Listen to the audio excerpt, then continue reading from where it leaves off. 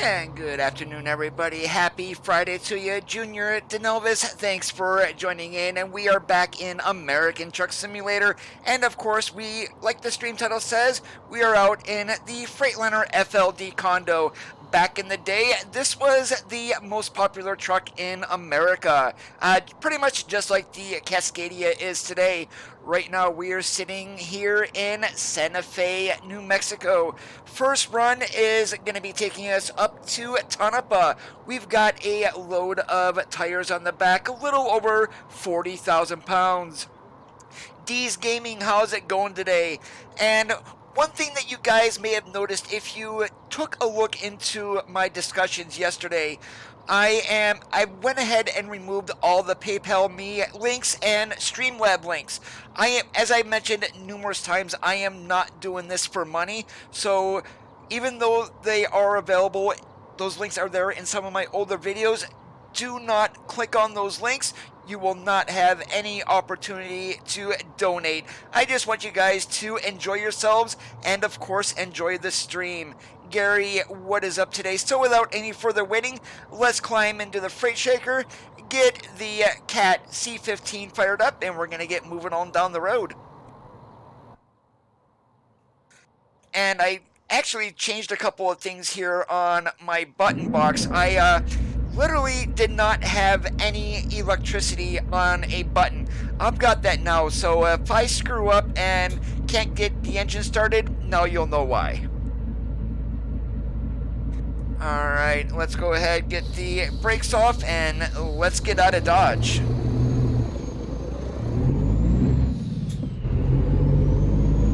And no, that is not a check engine light there on the dash. I've said it before, that is just the indicator for the engine brake. However, in the real world, the check engine light was actually right in the middle of the dashboard. So we don't have that here in this truck, so we just have an indicator for an engine brake.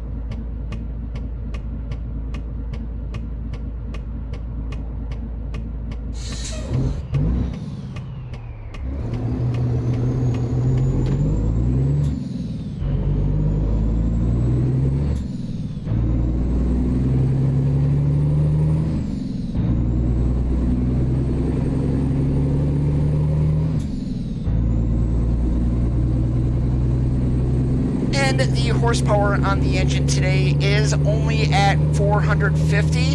That was pretty much top in the line back in the day. Rear end gearing is still the same at 336. We're definitely not going to be getting up and going, but we will have a little bit of top end speed once we get up there. Creechbaum's remake of the C15, amazing Get sound. Ready to turn left. And you guys just heard that there. I got a new mod that I'm going to be playing around with today. Turn left. And it's kind of like a speaker mod for the GPS. Like it's actually coming out of your GPS. So, yeah. Hey, awesome, Gary. Thank you for that. Hey, Thomas, how's it going? Once we get around this turn, I'll definitely hop to the outside view.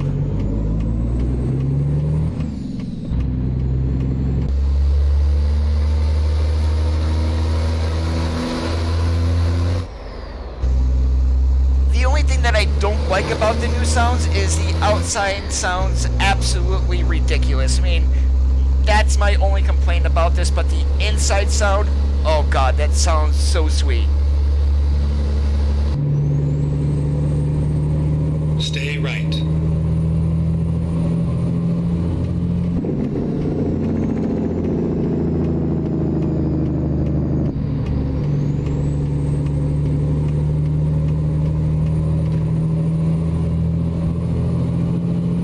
What I did, I hopped in and edited the animation file.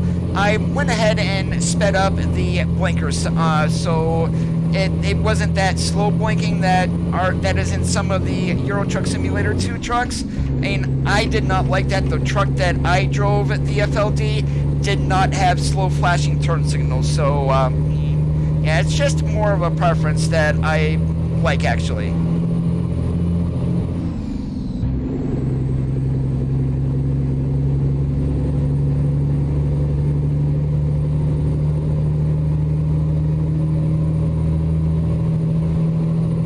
in the day, there wasn't a whole lot of flash to trucks like you have today. You don't see that neon orange or neon green or anything like that back in the day. And it was basically your solid colors, your blues, your grays, your blacks, reds.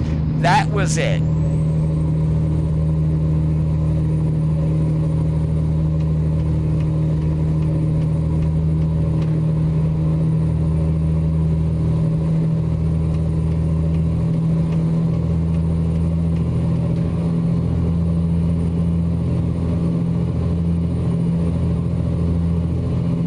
I'm thinking of doing a compatibility mod for Creech Bomb's engine mod specifically for this truck, so we can get all those engines working, including Detroit's. And any more today, if you find one of these, you're going to have a Cummins underneath the hood or a Caterpillar. Stay left. Of course, there were Detroits back in the day, although literally they were not running right unless you were losing oil. That problem's long fixed, but literally, thank goodness the truck that I drove had a cat underneath the hood, so hence the reason a cat.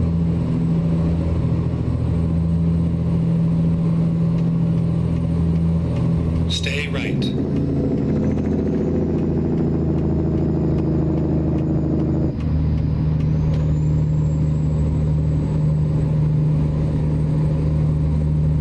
And I actually forgot to check the video description before I even started. Are those Streamlab and PayPal Me links still down there in the video description? If one of you guys wouldn't mind checking, that would be great.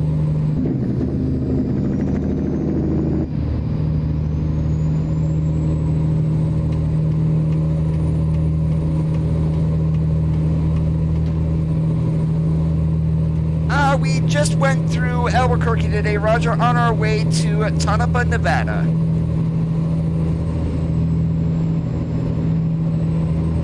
Stay left.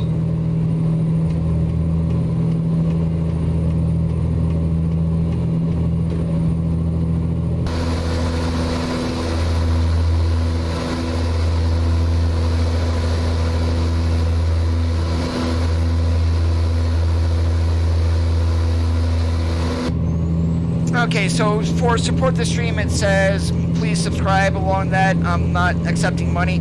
Perfect. Thank you for checking that, D's.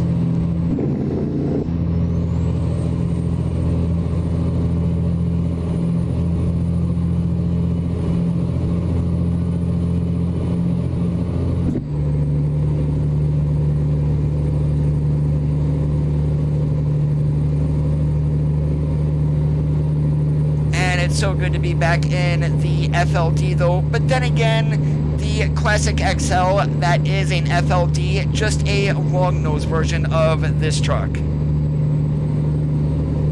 Alright, thank you also, Gary. Yeah, I went ahead and changed that last night after yesterday's ETS2 stream, because I've said it 1,000 times, I'm not doing this for money. I don't want you guys donating to me. The only support that I need is a subscribe to the channel, and that is it.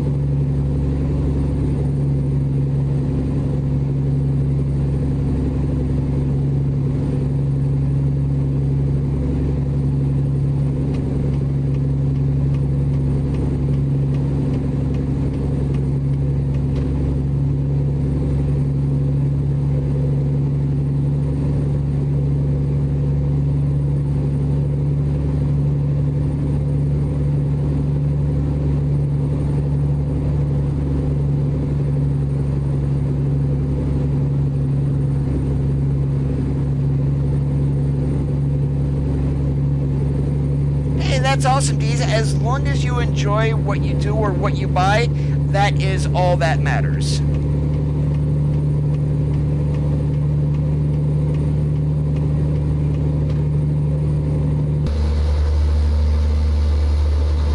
Yes, it is.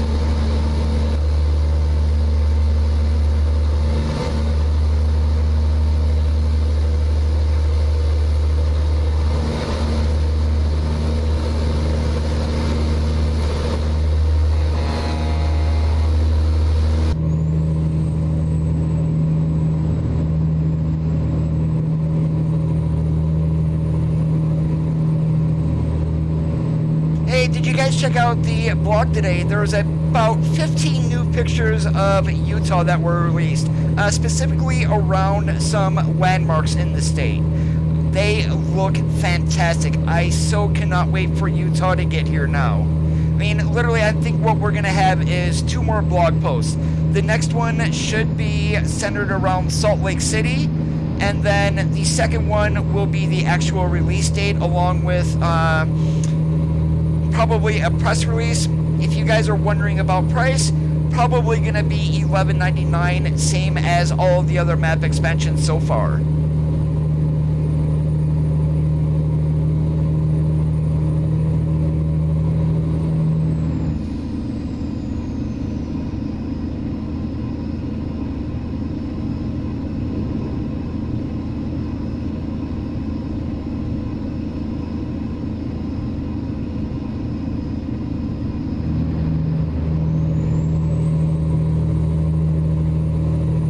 I think they already did something on some of the truck stops, to be honest with you. It was maybe 2 or 3 blog posts ago about it.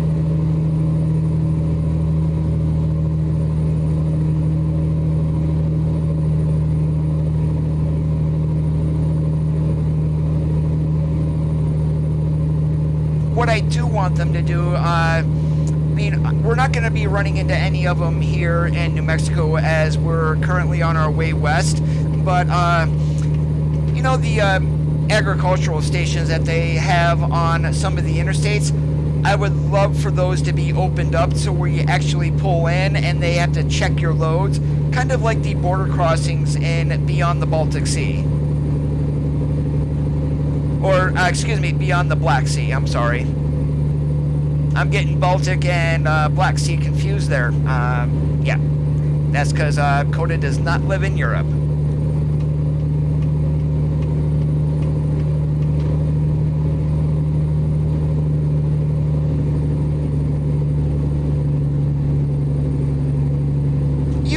To D's. If you're going for paid mods like trucks or trailers, those will work on the base game by itself.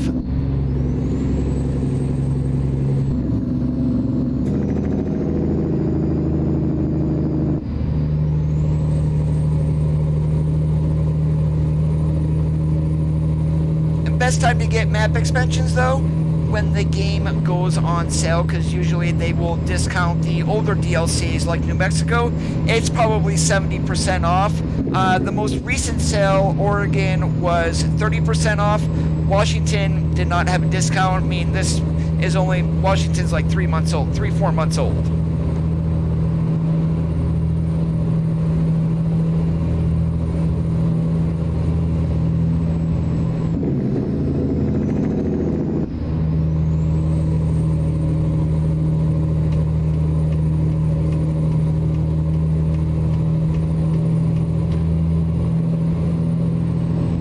I will buy every single map expansion that there is. Now with Washington, one of my viewers kindly donated that to me.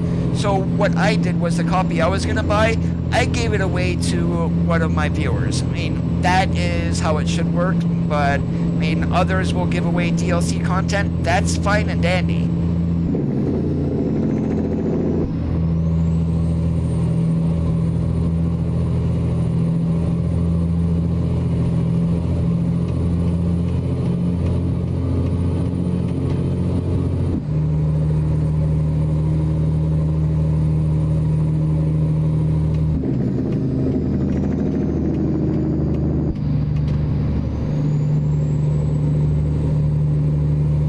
We are actually working our way up today towards Oregon and Washington. So, I mean, today's stream being a Friday, I have nothing planned. We're probably going to go way past that 2-hour mark that I normally stream. Hey, Stefan, how's it going today? Oh, you stupid car. That's right, we're going to take the bypass through here because I am not getting in an accident. Finding new route.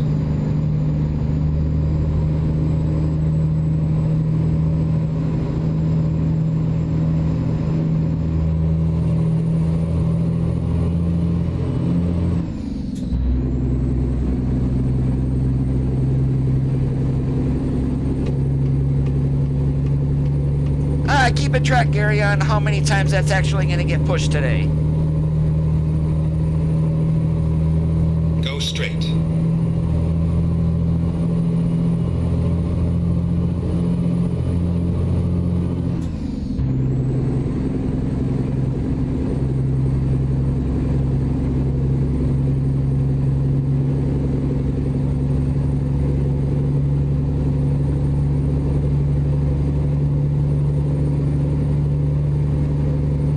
Yep, you guys see that right mirror like that?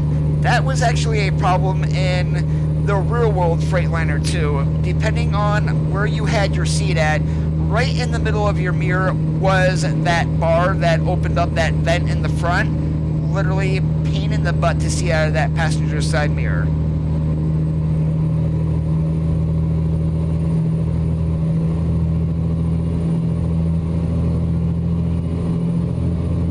Go straight. Have a good one, Stefan. Sleep good.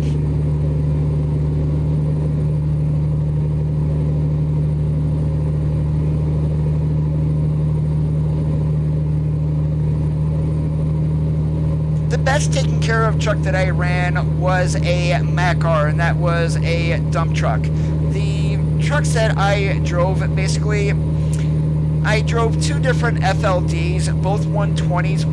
Both were flat tops. One, however, had a roof fairing on the top. The other one was straight flat top when I was pulling skateboard. Those trucks were not bad. Being 6'2", trying to get dressed in the sleeper, pain in the butt, because I couldn't stand up. But probably the favorite one that I drove was like a Volvo VNL 600. It was a mid-roof, but there was a ton of room inside.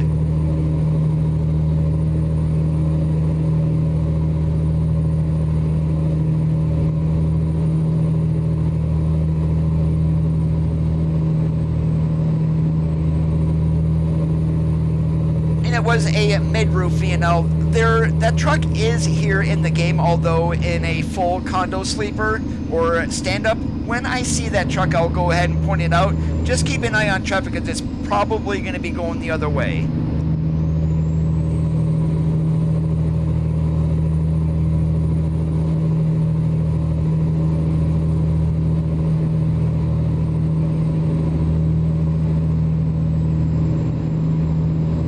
Hey Jake, how's it going? Welcome to the stream.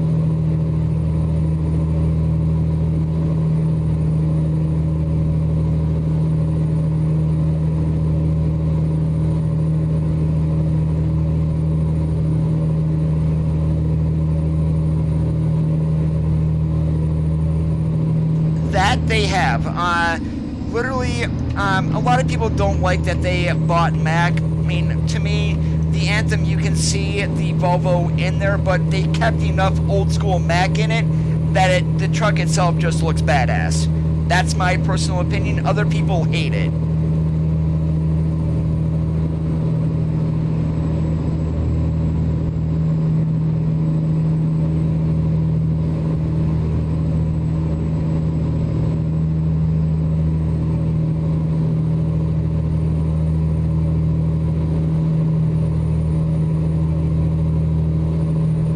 What I am really surprised at is the company that's making a huge comeback. Freightliner, you're not going to top them for the time being.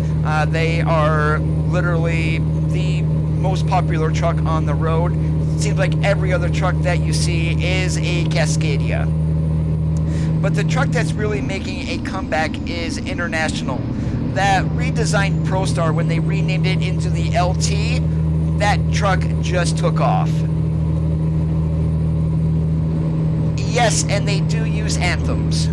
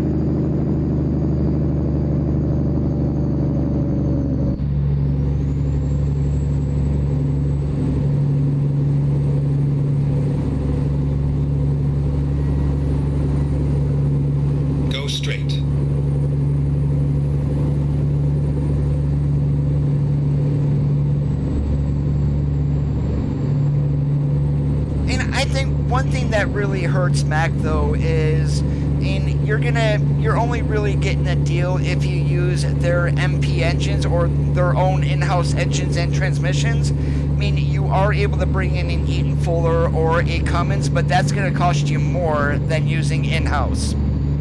And plus, the truck is really expensive to begin Stay with. left. I mean, it's probably, take a Cascadia, a base model, you're talking, what, 110, 120,000? A base model Mac Anthem is probably 140, 150. And that is what also puts a lot of people off.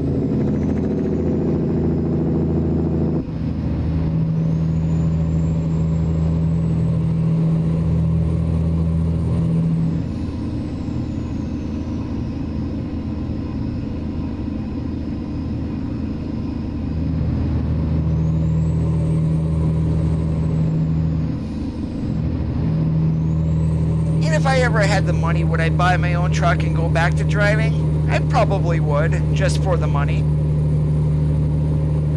But yet, $100,000 is $100,000 that Coda does not have. Go straight.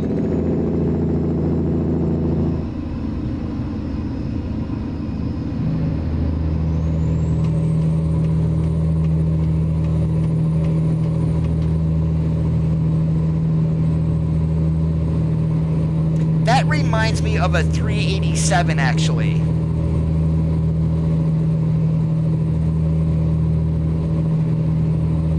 And definitely one integral cab is a whole lot easier to produce than having to manufacture a fairing for the top of the cab with every single truck. I mean, in the end, it's going to save Peterbilt money and also make the truck more aerodynamic and fuel efficient. Let's not forget that either.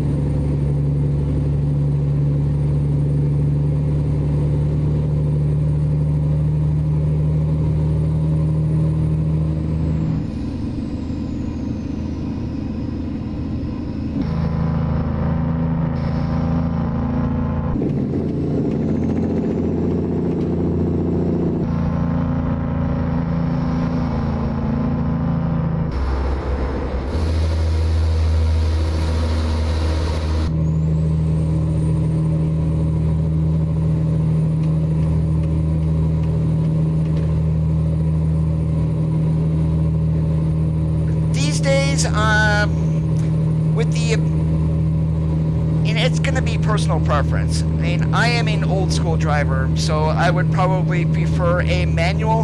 However, if I want the fuel savings and whatnot, and so to make the truck easier to drive and be a glorified steering wheel holder, automatic would be the way to go. I mean, anymore if it's like cars, some of your muscle cars, very few have a manual transmission based from the factory. If you want a manual transmission, you're going to pay for it. It's an extra option, and I believe that's the way the truck manufacturing is going also.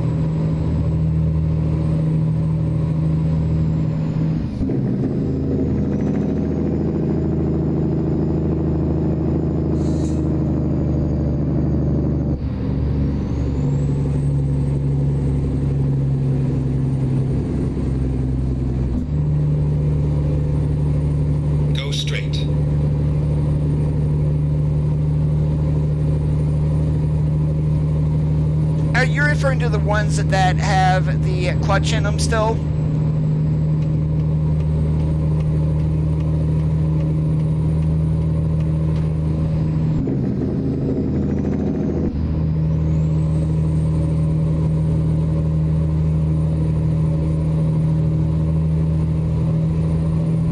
Stay right, and then exit right.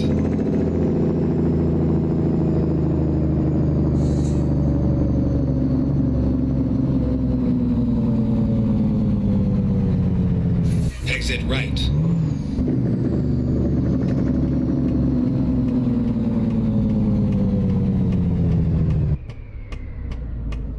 Get ready. All the to turn ones right. that I've seen as of late Turn are right. they're full automatics. They're not manual automatics or anything like that. I believe, but then I'm not very well versed in trucks anymore either, since I've been out of the game for so long.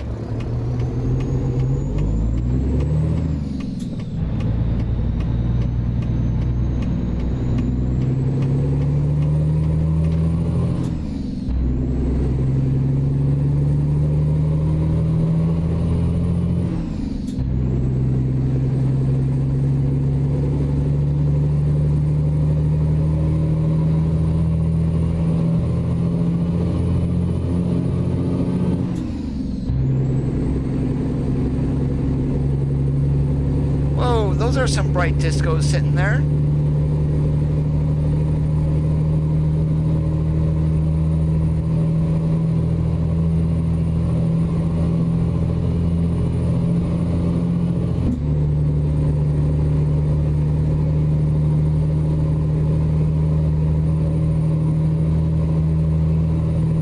Okay, got you there, Deez.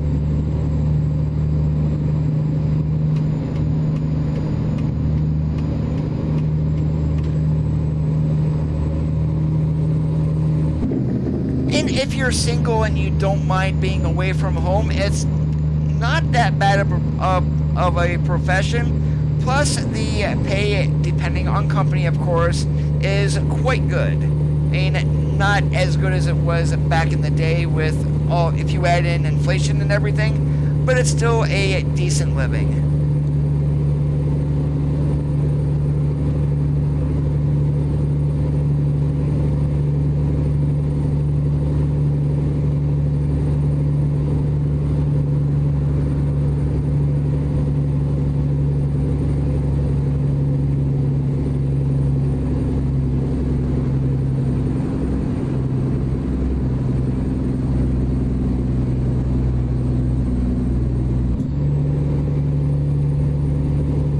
Roger.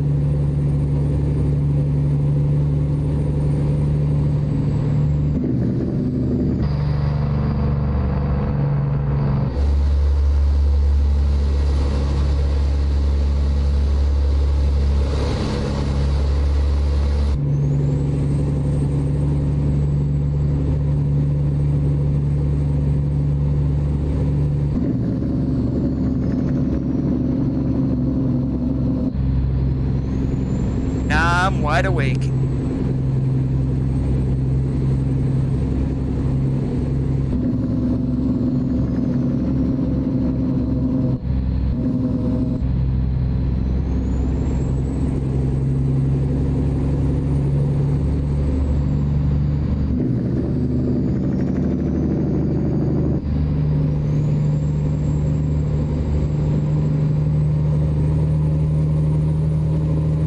Let's get in front of Mr. Greyhound and hop to the granny lane.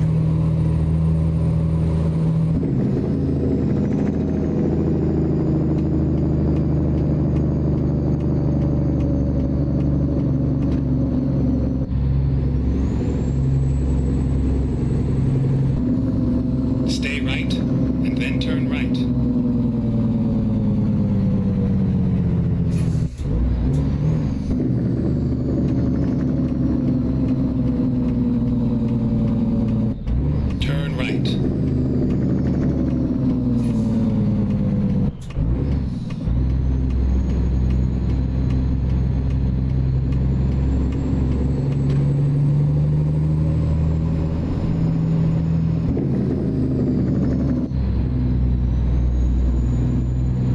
Straight.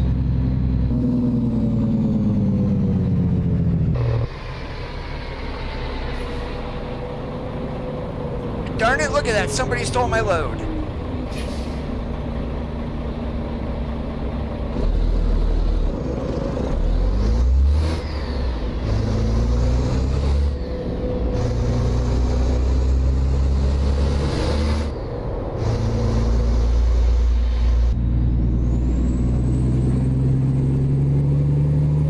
Oh, trust me, when I was in Vegas back in May, we actually went through Interstate 70 in Utah and went down onto 15. Got about 20 miles from Las Vegas, and all you saw was a bunch of lights and like heat haze coming off of the ground. It looked fantastic. We got in probably about 11 o'clock at night.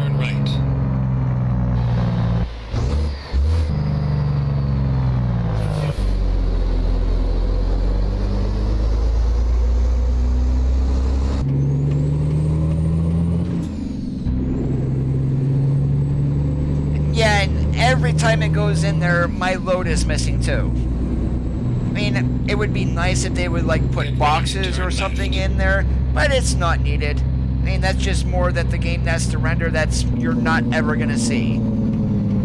Turn left.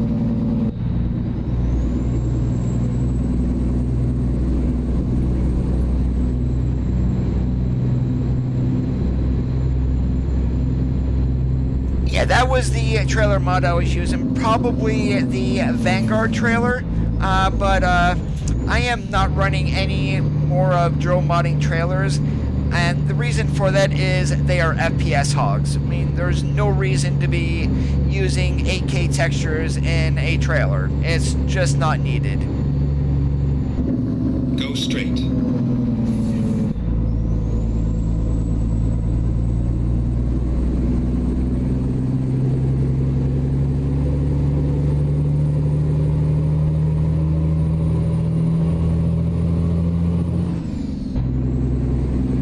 And that's why during yesterday's stream when I was running ETS2 with Naturalux, most of those skybox textures are either 8 or 16K, way too large.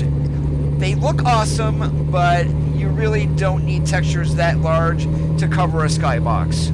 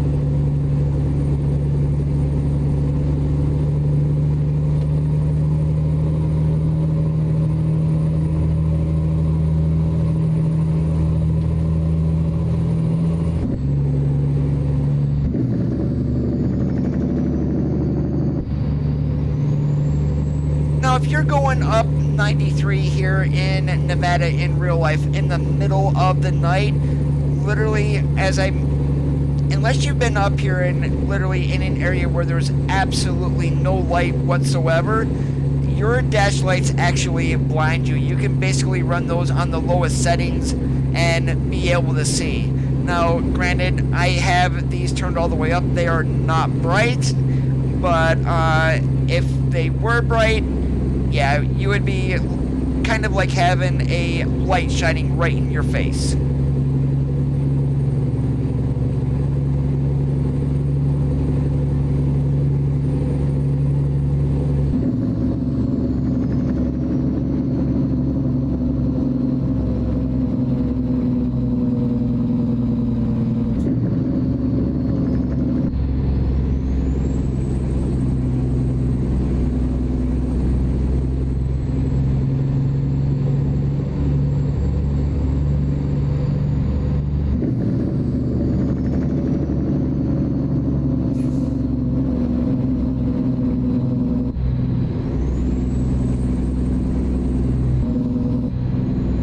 We're not going to get hog crazy. We're going to be turning left up here.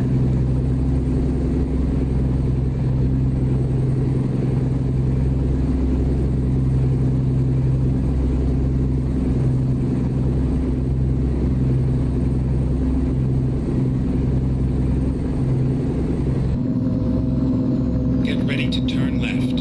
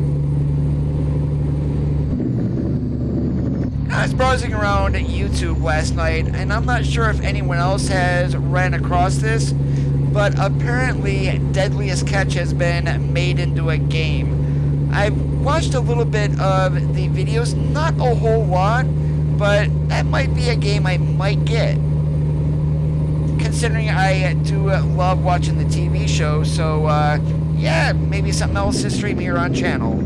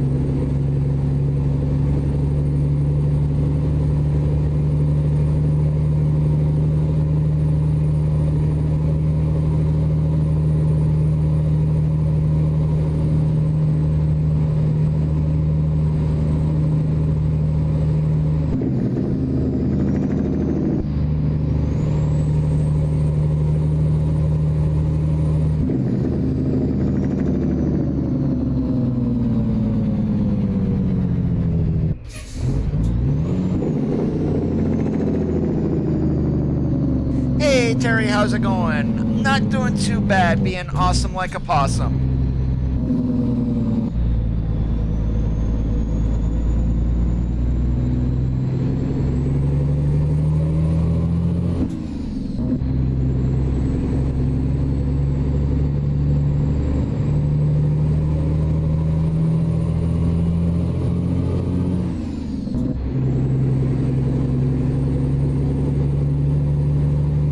Tonopah, Nevada. We are almost to our destination.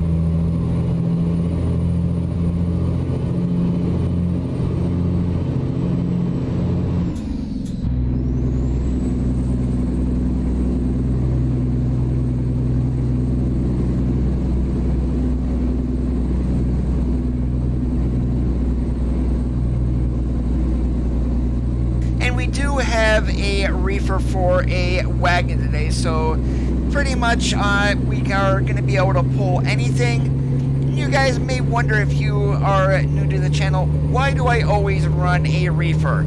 Well, that's very simple. You can pull dry goods, refrigerated and insulated, so you get basically 3 trailers in one. We started about 45 minutes ago.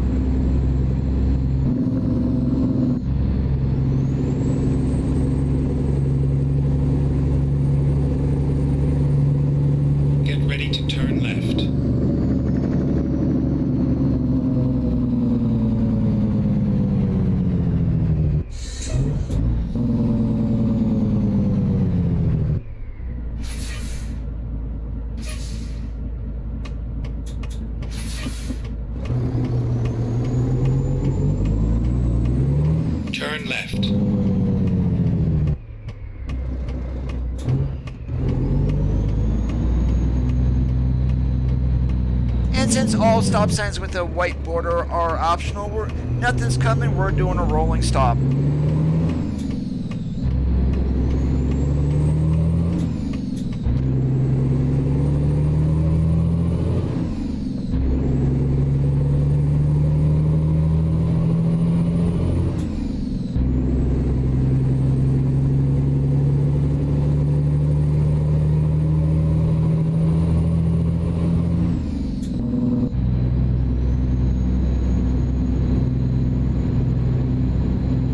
Get ready to turn left.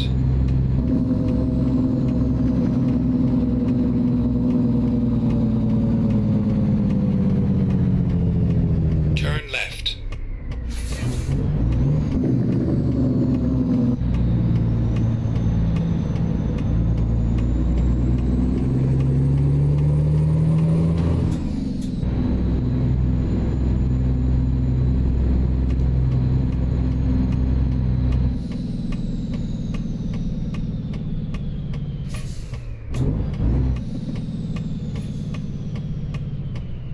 It's all over now.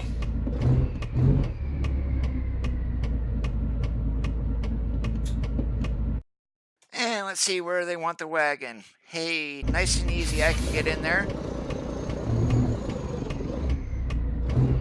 And what do you know, we ran into that little bug that hopefully will be fixed here very shortly.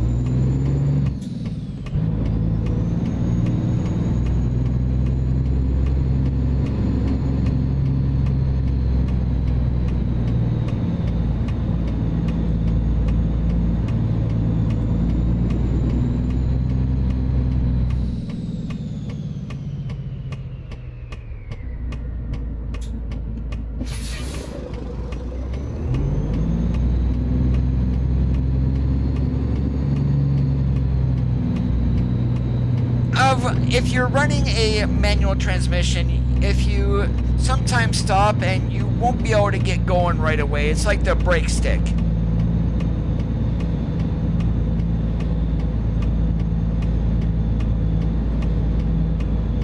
And I am not going to worry about my OCD today either.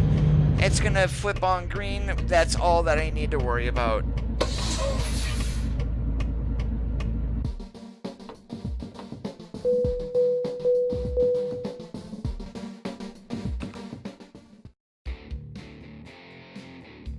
And more tires. Are you kidding me? Alright, I know there's not a whole lot here in Tonopah, but let's go ahead and check the global cargo market for here.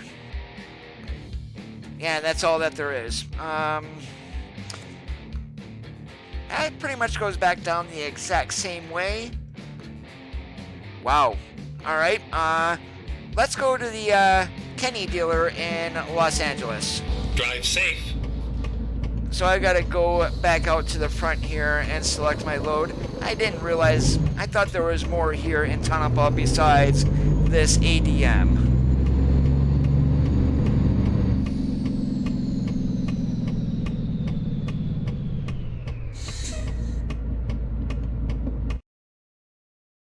Yeah, tires coming out of here, it does not make sense, but it is what it is.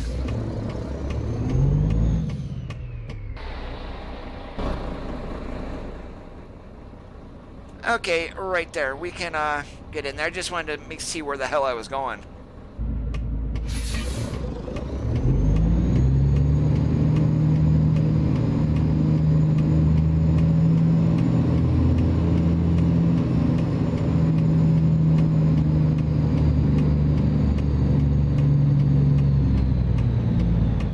And guess who screwed up already?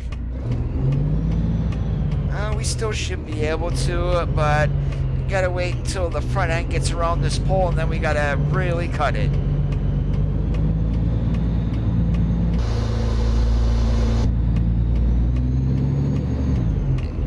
And we went ahead and hit the field tractor. We didn't do it, you guys didn't see it.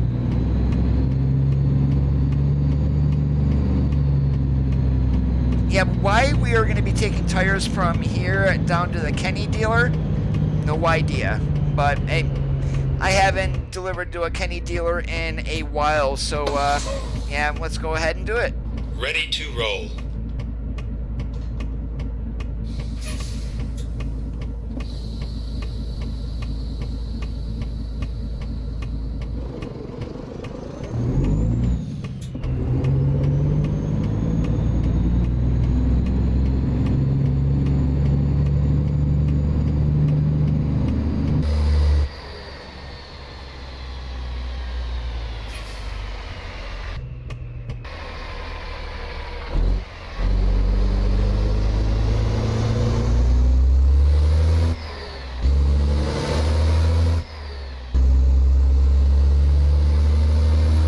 Get ready to turn right.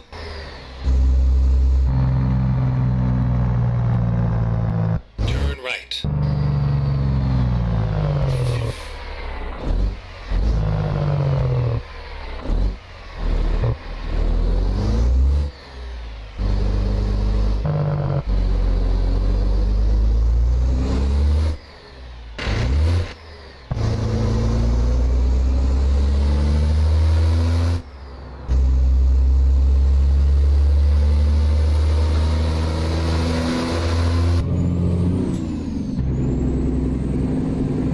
Did you get your license though? That's the question.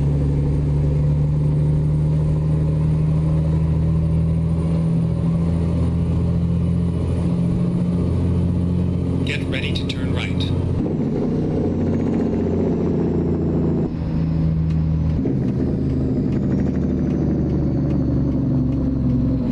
Turn right.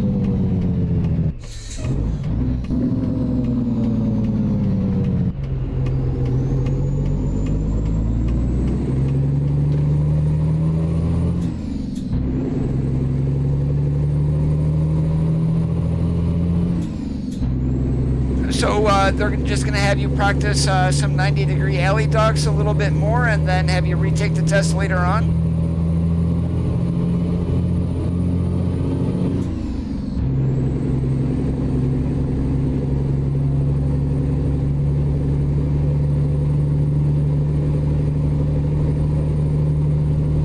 Now, what caused you to fail that, if you don't mind me asking? What did they say you did wrong?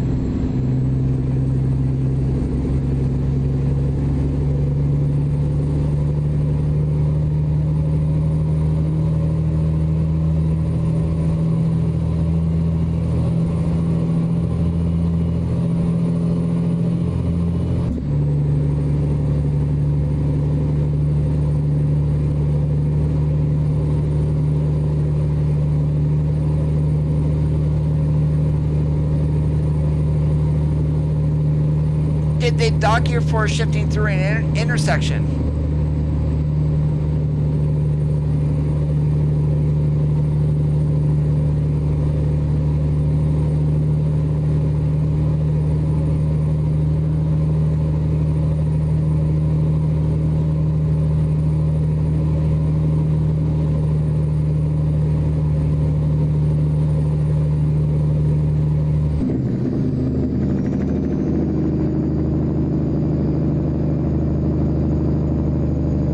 Roger that.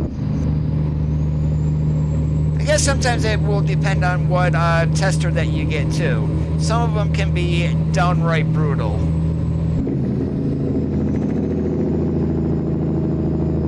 So literally they failed you on the backing and you didn't even get to the actual road test. Wow.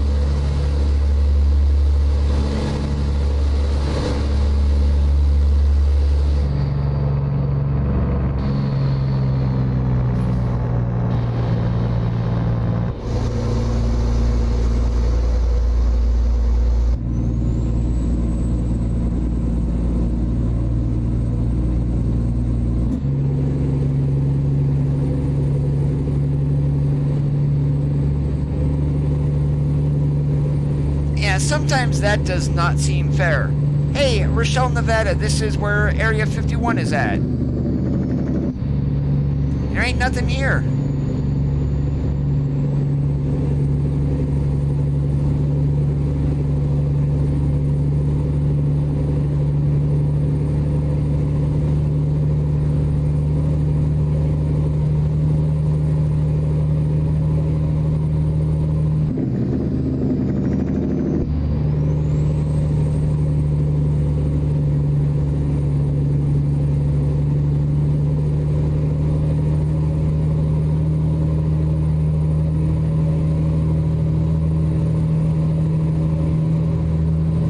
Ready to turn right. No, that thing that went on last weekend, the raid Area 51, that was Turn actually right. in Rochelle, Nevada.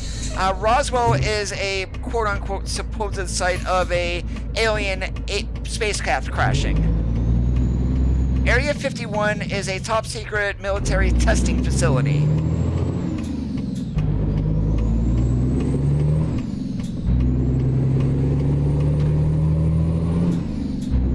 Hey, it's been a while, Reed. How you doing today?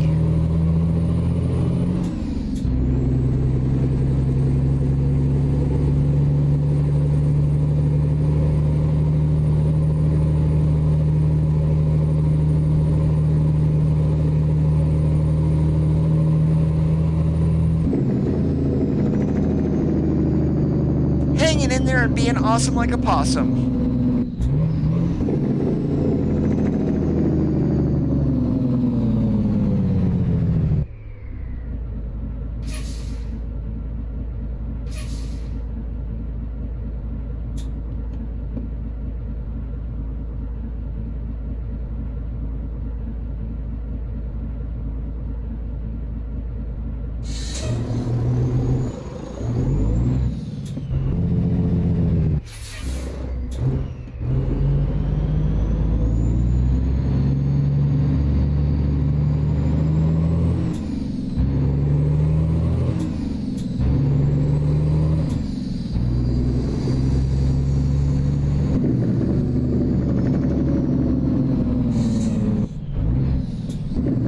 Well, this engine mod that I'm running is Creechbomb's C15 that was updated in version 2.8. So the interior sounds are awesome. Outside leave a lot to be desired in my opinion.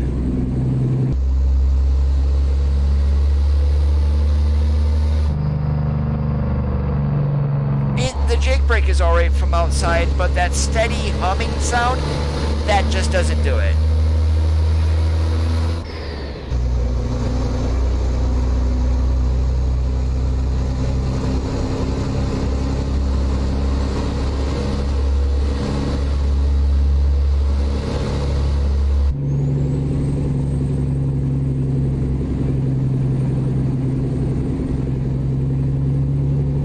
Best sounding jake besides this one in game, I think, is gonna be the Cummins N14. Not the version 2.0, that's a completely unrealistic engine, but say a 525 N14, which is all they went to in the real world, second to none.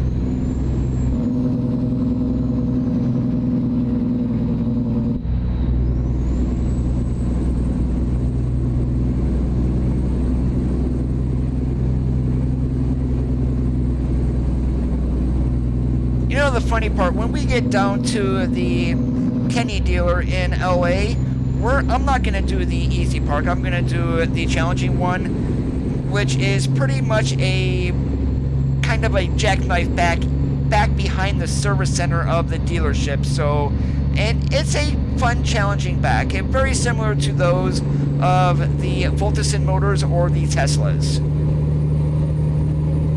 Yeah, my tandems are up front, otherwise I wouldn't be able to run California.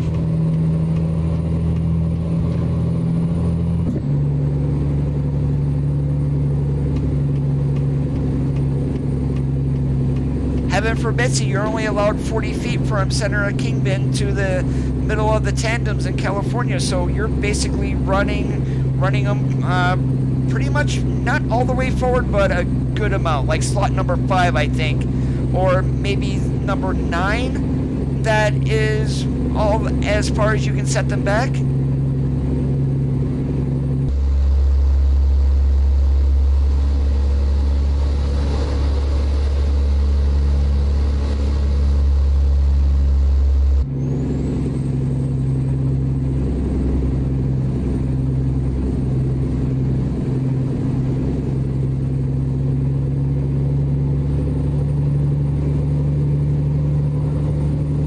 Oh yeah, if you're going to California, and even if you are empty, because of bridge laws in California, from your kingpin to the middle of the tandems can be no more than 40 feet.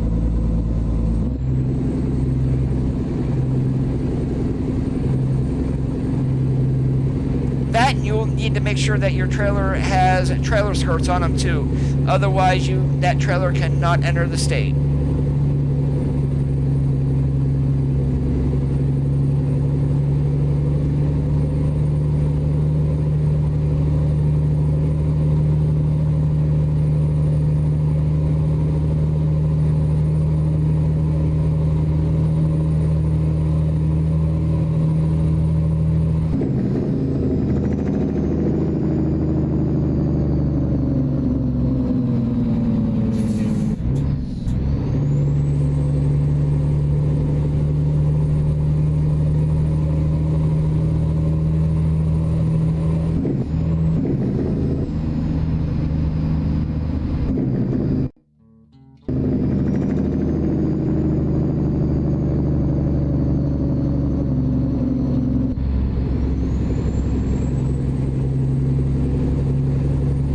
Ready to turn right.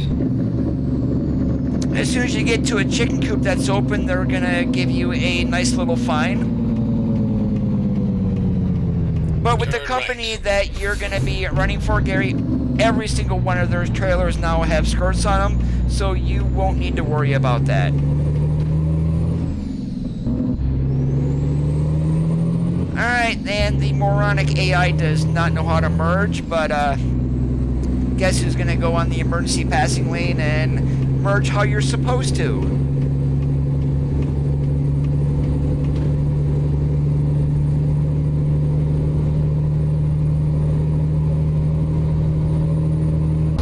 I mean, granted, I don't have trailer skirts on this trailer.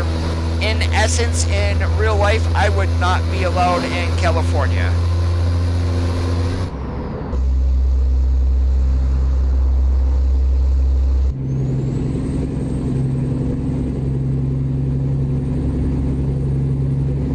Straight.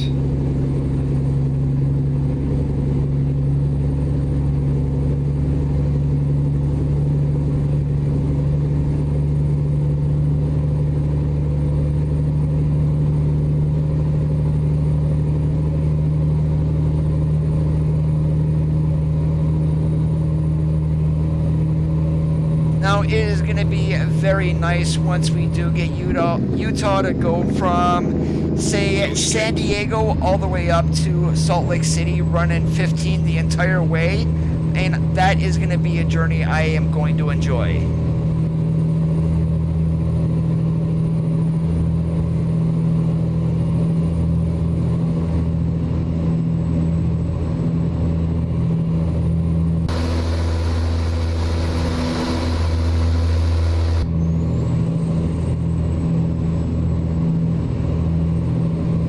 Then he would be allowed to go to California. I'm going to be breaking the law today because I am not running trailer skirts.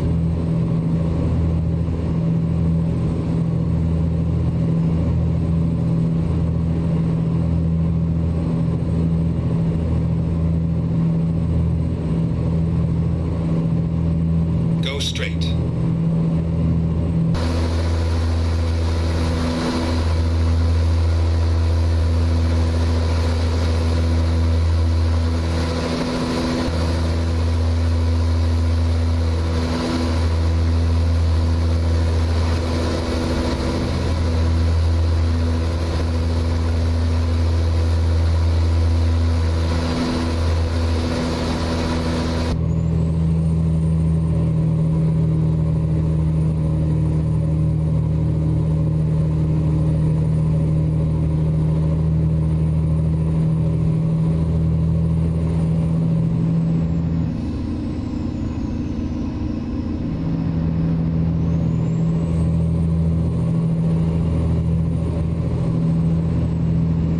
That is correct.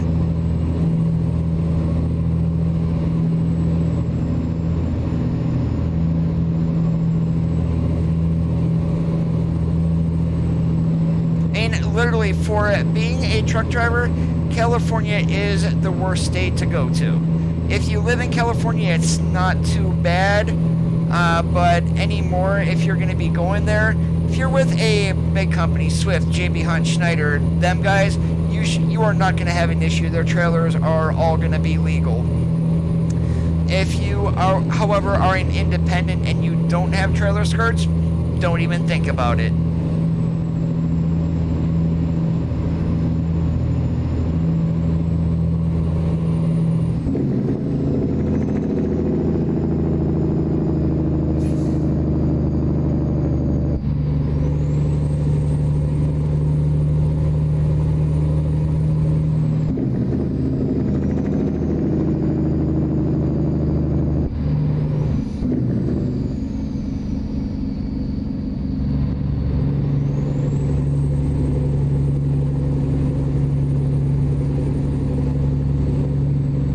Chevet, I have actually fatigue simulation turned off, so probably not during this stream.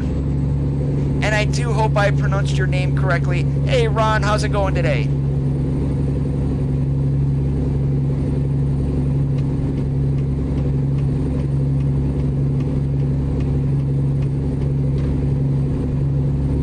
That's right there, Ashley, you idiot.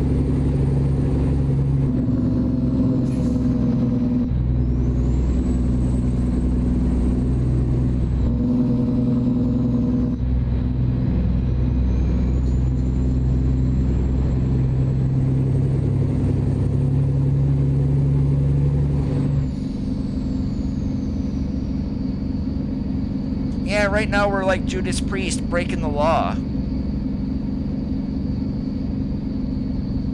Nah, he wasn't a moron, he just wasn't paying attention.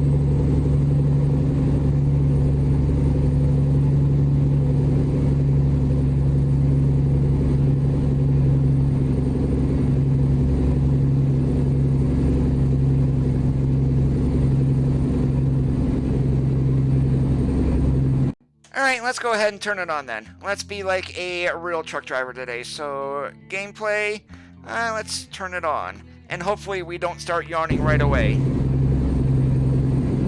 No, it's actually going to give us our full 11 hour of drive time, but we are going to need to stop and get some go-go juice here very shortly.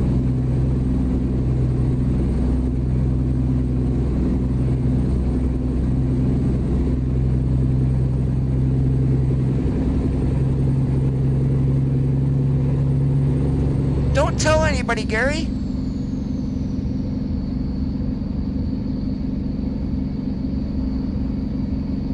And I don't think there is a way for that to even be implemented in the game. So, I mean, shh. No one's gonna know.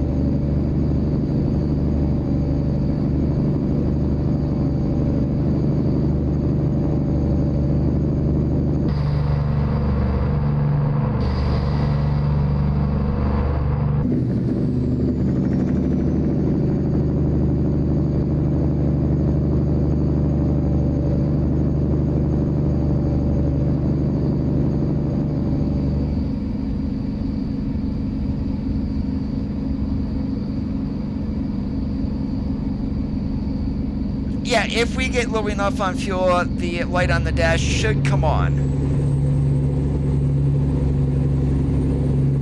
Now the weird part is the Volvo VNL that we got in-game has no such fuel light. I mean, literally the fuel gauge is as big as the speedometer too, so, I mean, maybe that has something to do with it?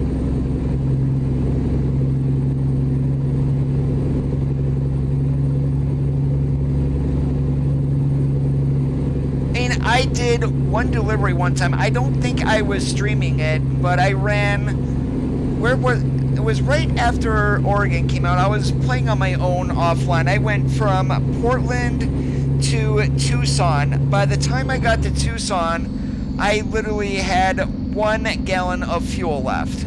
And that was right after I had dropped off at my delivery spot, so that's the closest I've ever came to running out. However, on stream, I have run out of go-go juice before. It's probably been months since I did this, but it has happened.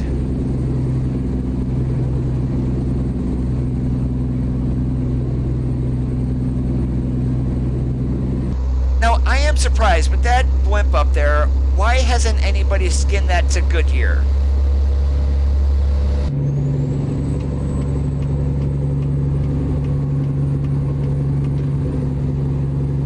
Hey, Big Dog, how's it going today?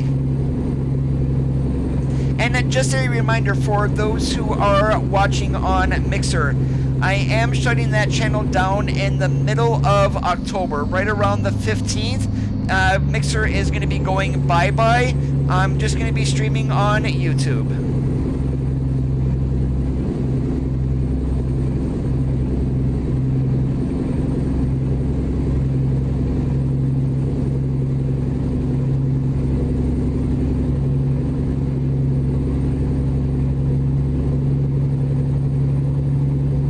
We're probably gonna have to stop in Barstow and get some fuel. I don't want to risk going all the way down to LA without getting it.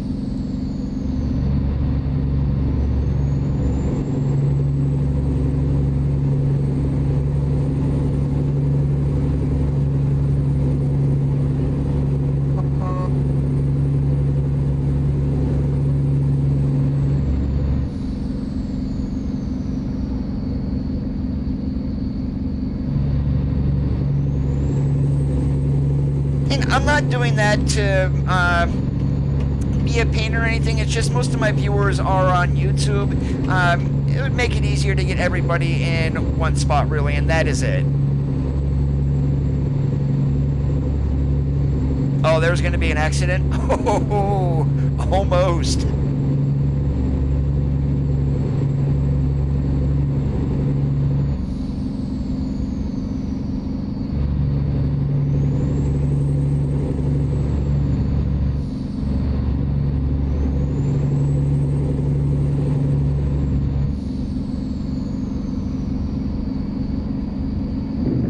Hey, Lucas, how's it going today?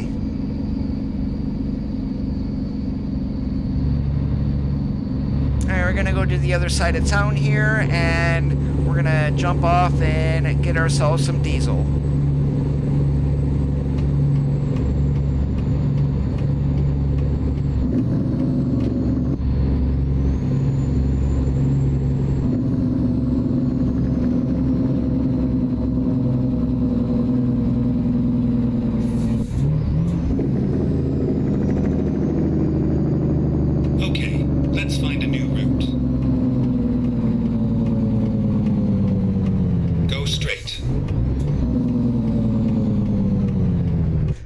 Awesome like a possum.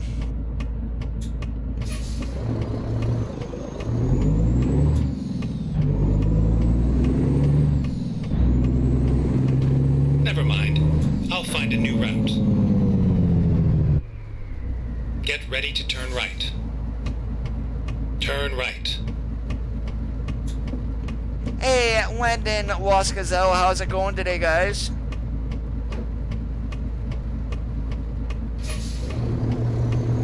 Now, that is subject to change on Mixer also, but right now my plan is to shut down about the middle of the month. But, as I said, I mean, that can change. I don't stream for money, so,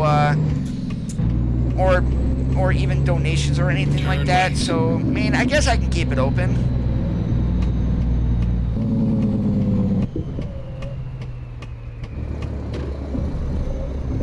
Hey, Brenton, how's it going today? Turn right.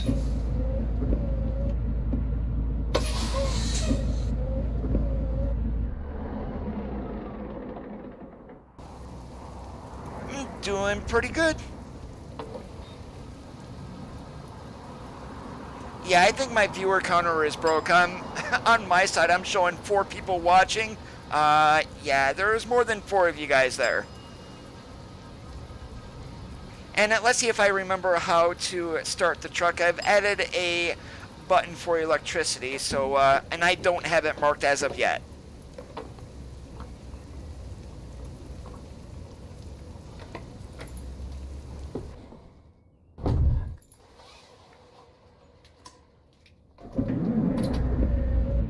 Hey, how about that? I remembered.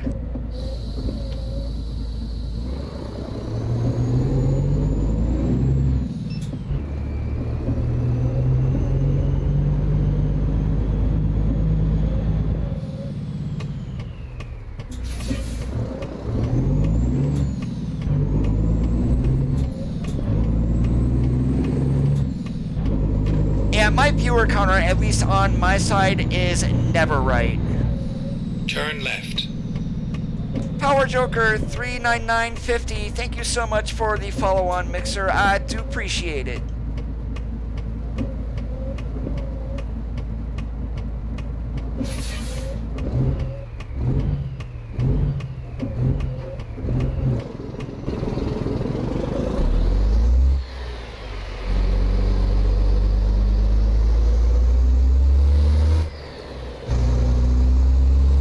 Get ready to turn right.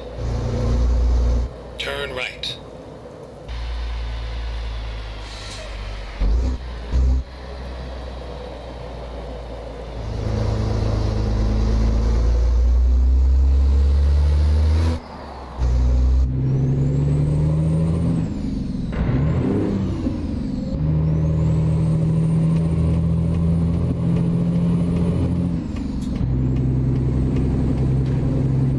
Now comes the sad part. It is raining. No Jake brakes, no engine brakes. No Jake brakes and no cruise control. So we're going to be pedaling this. Guess who is probably going to get himself a driving award?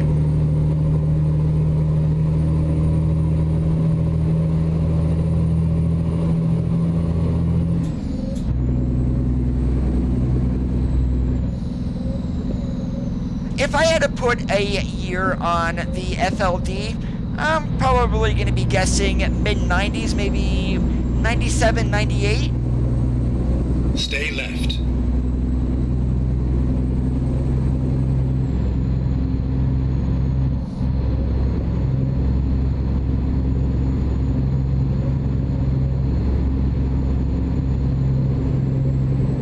I think it stopped raining. Stay left.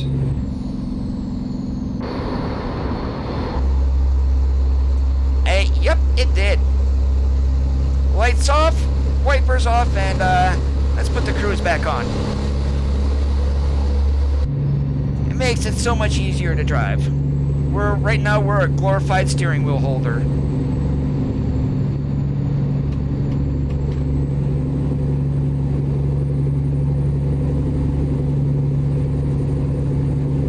Now, if I was running an automatic, I would be a professional steering wheel holder.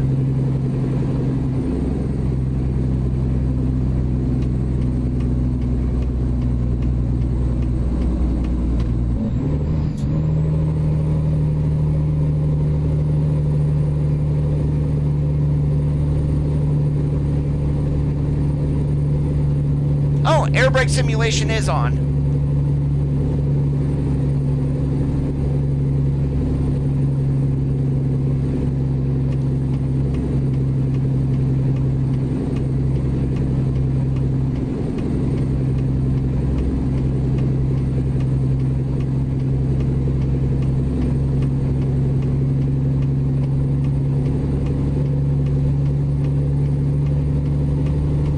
Right down there is tank A and B, right next to the RPM gauge.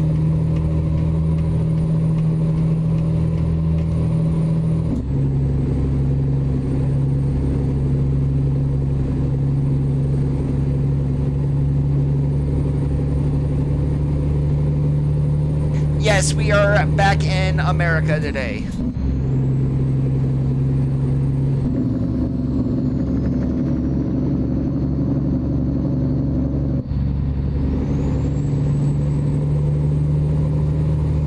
And coming out of Nevada, we've been through the desert on a horse with no name too. So, I mean, take it as it is, guys. A truck lane is specifically for trucks normally when you are going up a steep grade or going down if there is room with a limited speed downhill. So, it's basically so you are not holding up the four-wheelers.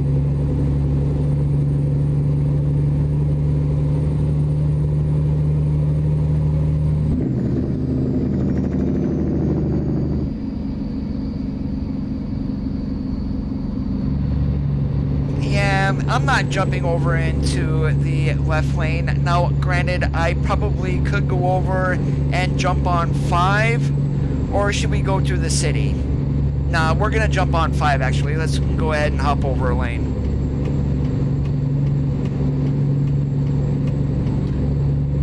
Stay left. If I do land in, it's mostly hockey. 450 Caterpillar C15. 18-speed transmission, 336s in the rear. And the torque on the truck today is about 1750, so it's not a get up and go kind of thing.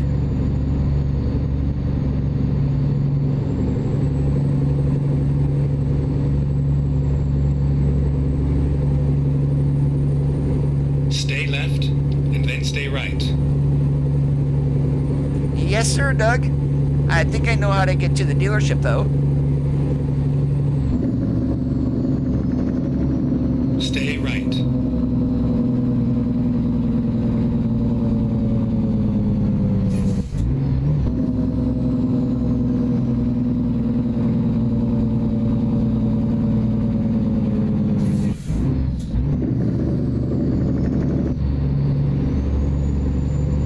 Yeah, we are definitely not as top-heavy as we were yesterday in ETS2. Oh my, that was fun rolling the truck over.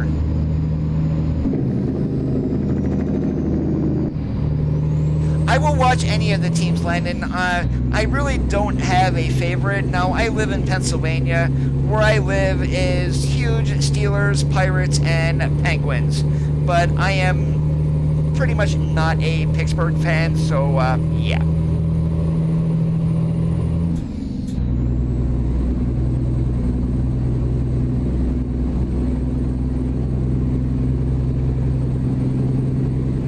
Stay right, and then exit right.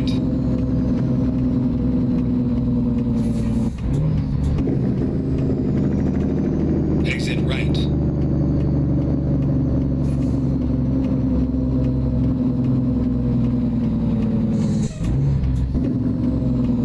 Turn right, and then turn left.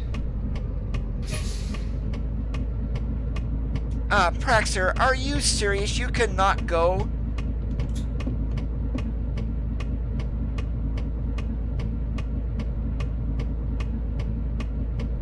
So let me guess there, Detroit Red Wings.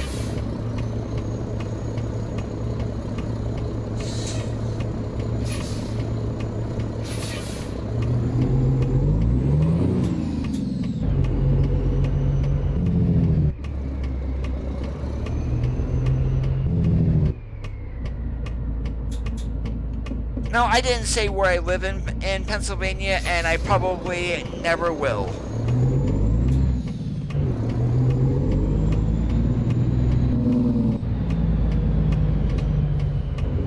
Turn left.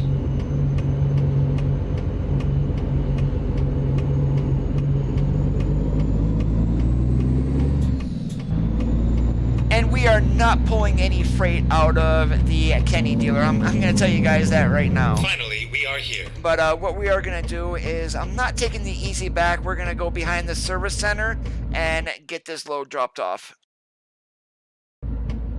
And if you have not ever backed in behind the service center, for most of you guys have already backed in at the Voltison Motors, very similar.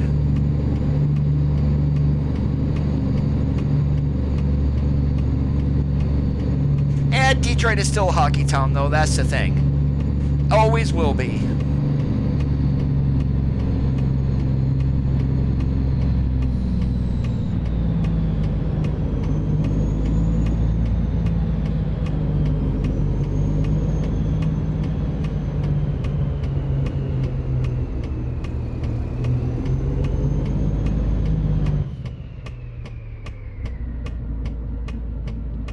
Alright, and what I'm going to do here is, this is going to be my goal, or get out and look. I want to see what kind of shape I'm in.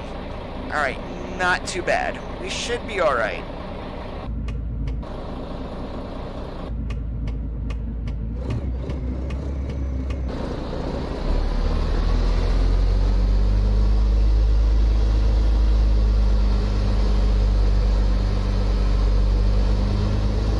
guys can see, I am running super singles on the wagon today.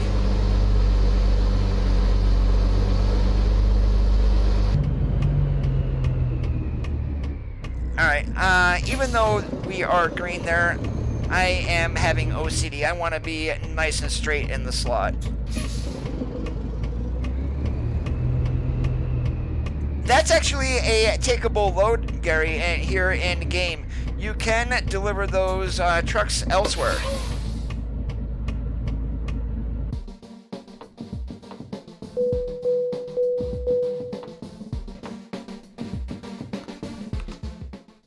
Alright, global cargo market, and let's see what we've got here.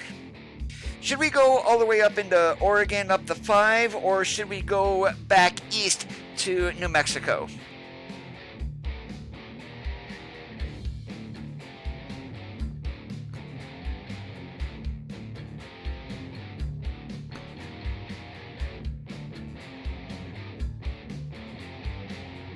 TVs to FedRex in Lakeview. That's actually not a bad run, although I've been up that road too much lately.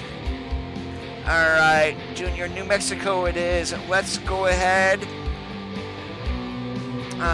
Let's not do Socorro, though. Let's do Las Cruces. Let's go over to Walgreens and get ourselves some used packagings, or... No. No, we'll go to FedRex. We'll pick up some dry milk and take that to Alamogordo. That's actually a nice little run there. Time to hit the road. A little bit late there, Gary.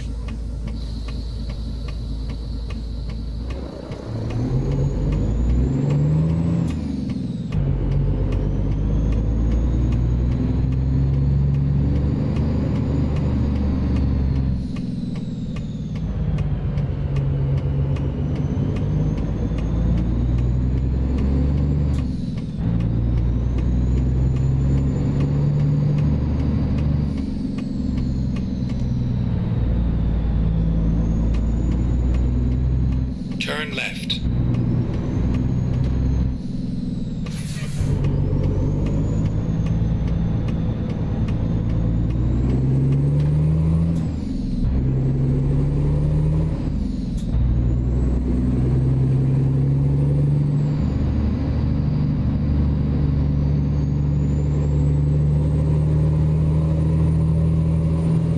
Go straight. Probably with a crane or some type of lift mechanism.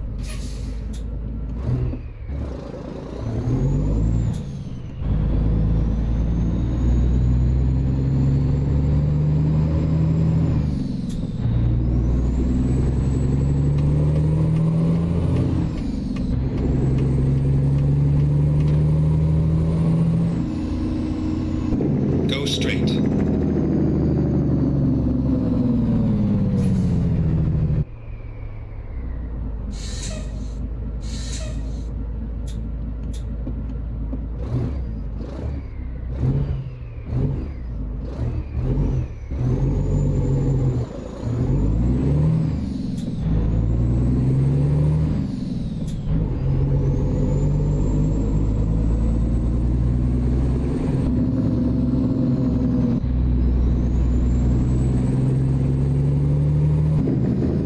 Go straight.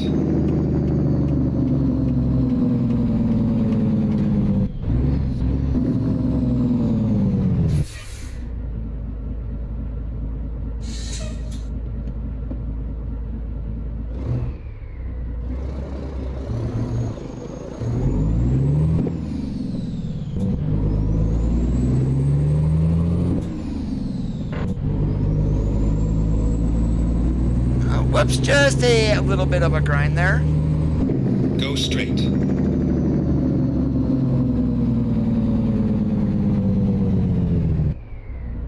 And since I'm empty, I am pretty much skipping gears. There is no need to be hitting every single gear on the low side.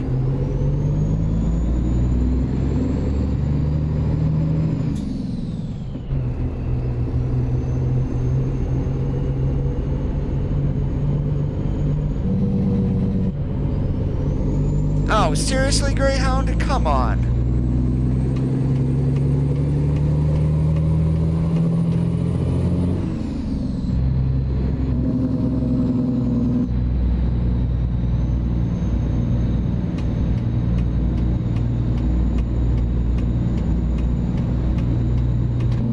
Go straight.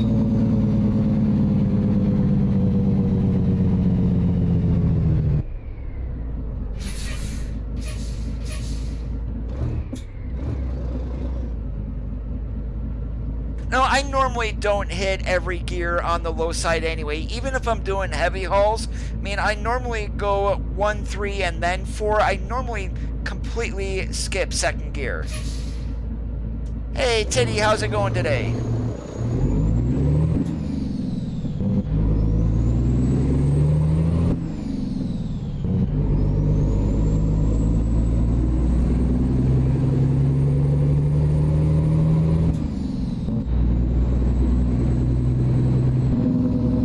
Go straight.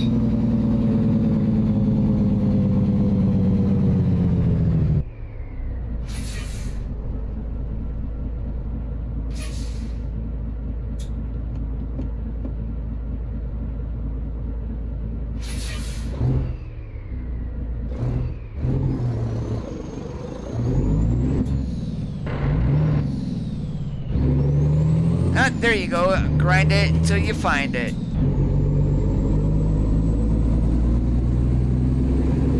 Stay right, and then turn right. Why the hell did it have me go all the way around Turn town? right. Oh no, never mind. I'm stupid. Get ready to turn left. Turn left.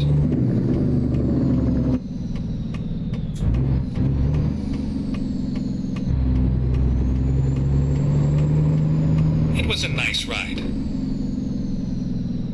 Yes, it was, Doug, but traffic sucks in Los Angeles. Yeah, scary.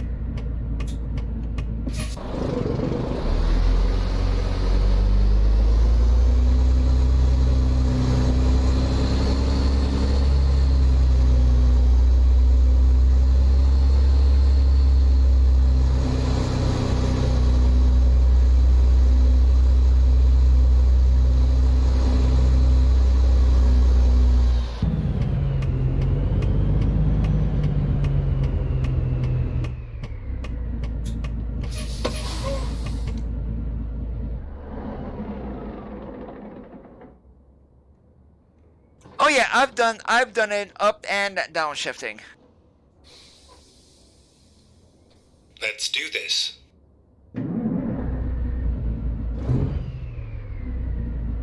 Alright, looks like we're gonna have about 5.5 hours or so of drive time.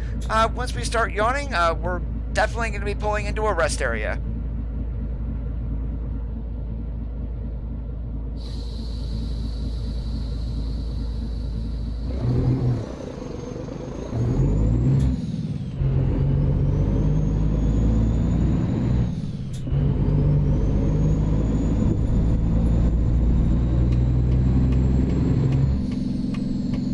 Turn right.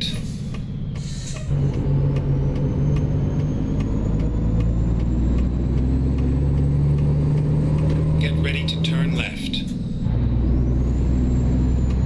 Turn left.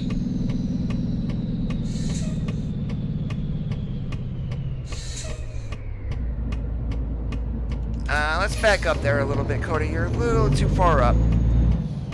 Alright, that's better. Hey, that's great to know, Titty.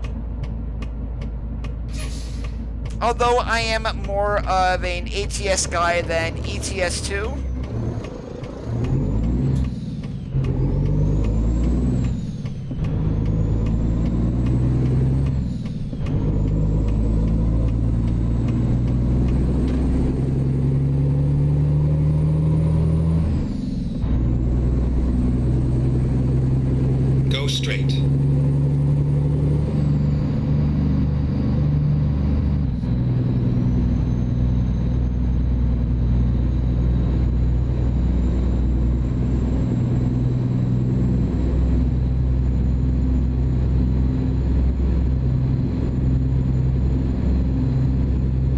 Go straight. And that's one truck I really don't like riding next to in the real world, is FedEx. I mean, a lot of them are contracted drivers. I mean, very few are company drivers. Anything with a sleeper on it, you know that's a contract freighter pulling their trailers. And those are the guys who get the bad name and give the company the name like FedEx.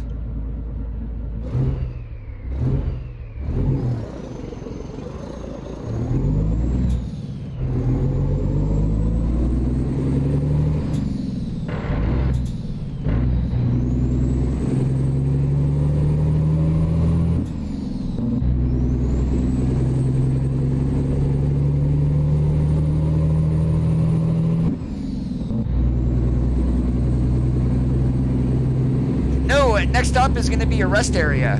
We are not going to be able to get to New Mexico since I did turn fatigue simulation on.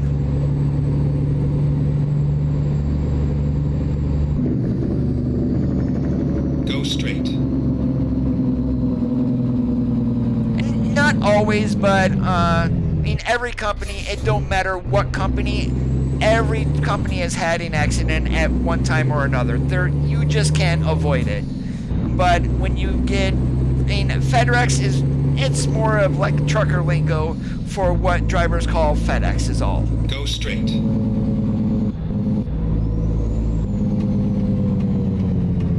Yeah, I am not dealing with Greyhound, so, yeah, let's, we're in our lane, that's all that matters.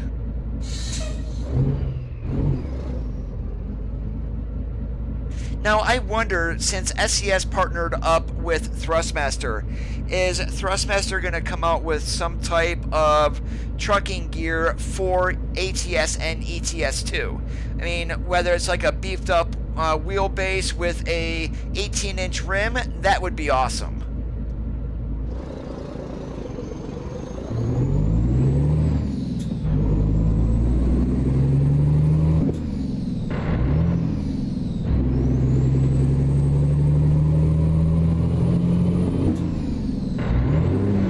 Stay left, and then turn left. Turn left. Hey, Useless Express! Woohoo!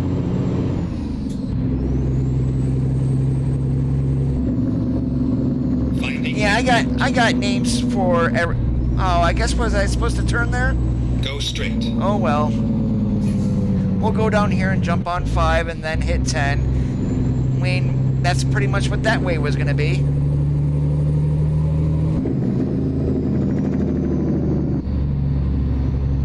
Greyhound, don't you dare.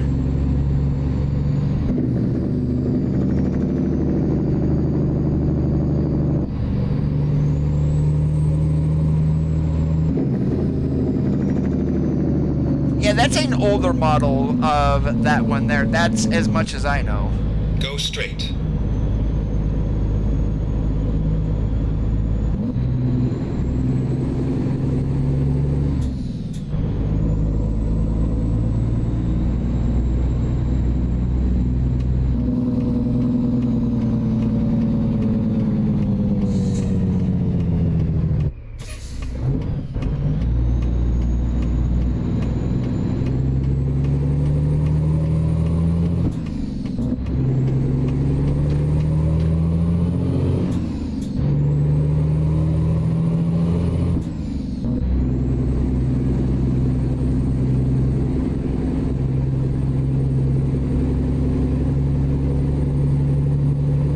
We're just going to stay right here. We're going to follow the loop around and jump on 10 and get going. Yeah, it's pretty much, this is going to be a straight shot across 10 until we get to Las Cruces, and then we'll probably, I think we're going up 70 from there. Exit right.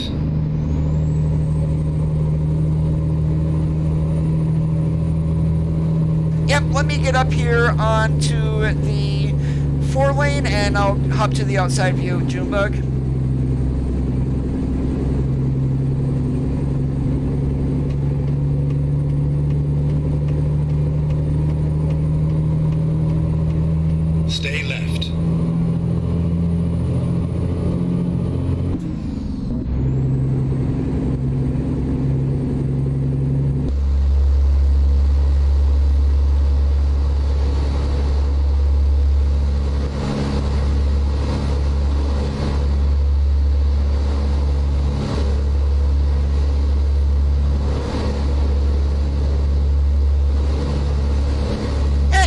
special about today's truck. If I'm going to put a year on it, I mentioned it earlier, 97-98 for the FLD 72-inch Condo sleeper.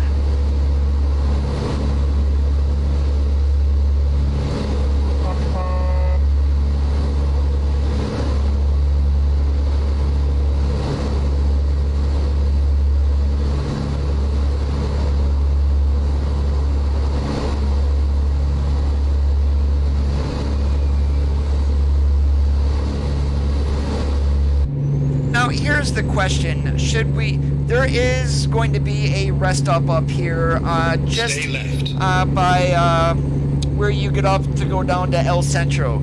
Should we stop in there and get some sleep, or should we go into Arizona? And looking at our time, we're probably still got a few hours left of drive time.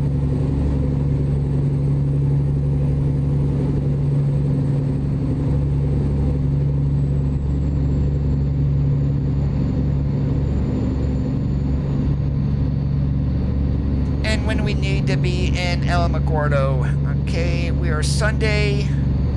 Got to be there Tuesday. Oh my God, we've got tons of time to get there. Stay left.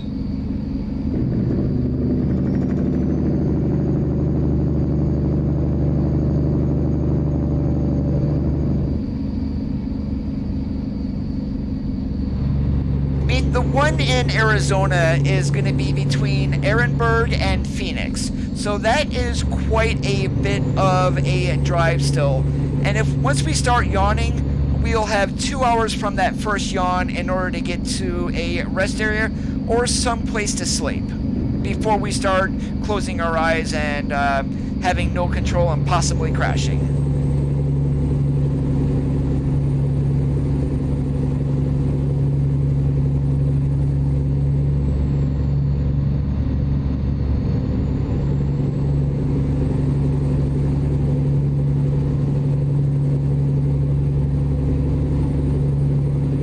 I don't have the truck, Thomas, and I'm probably not gonna buy it.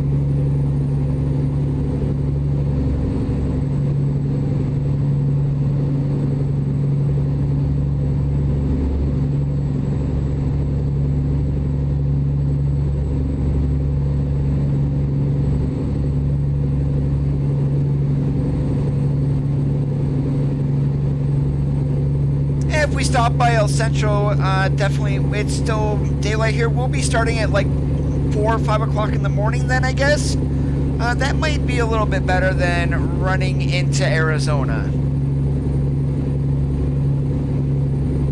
Then going by the way station outside of Ehrenberg, we might get the bypass too. If we go straight through, we'll probably end up getting pulled in.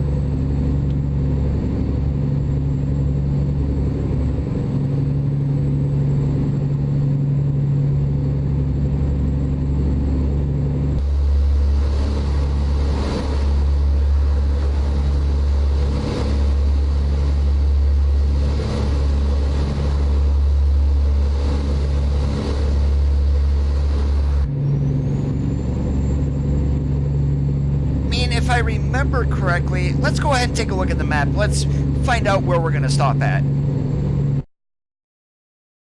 Alright, so it's going to be right here is where we're going to stop at. So that's El Centro here. So we either stop here or we go all the way over to here. And I think I'm going to stop up here. It's going to be a whole lot better, to be honest with you, I think.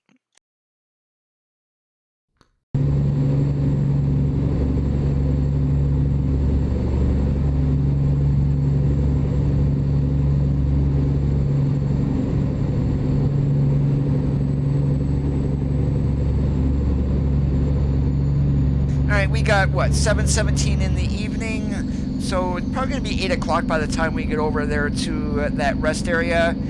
If we go 10 hours, that's going to put us 6 o'clock in the morning. It's probably going to only throw us in there for 8, though, so we'll probably start driving around anywhere from 4 to 6 in the morning.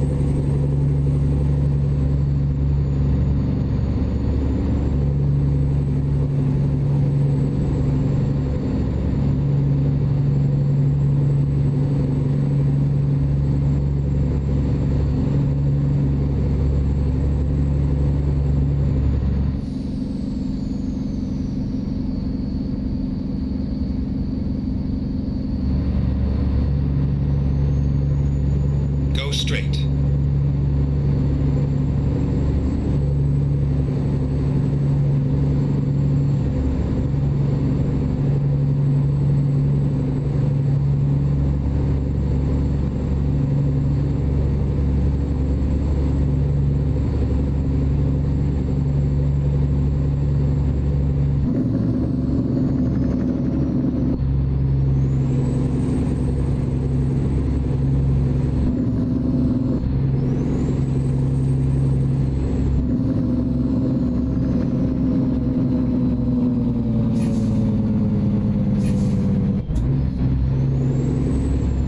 Oh, if I would have known they were going to be doing this, I would have hopped to the hammer lane.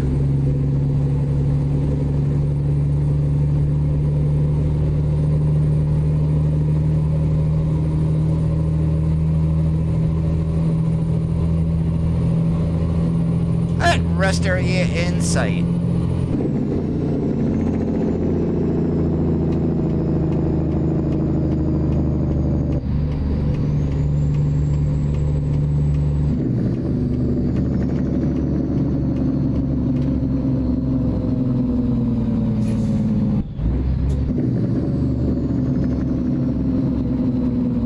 Never mind. I'll find a new route. Go straight.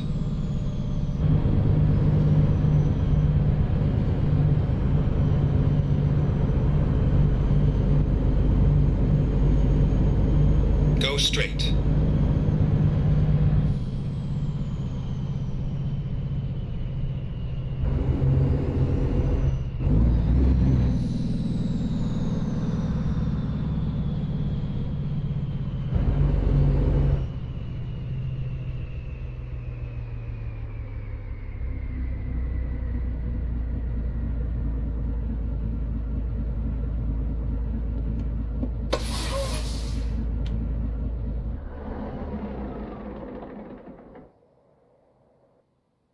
Let's see, was I right about my time? Yes, I was. It gave us actually the full 10 hours.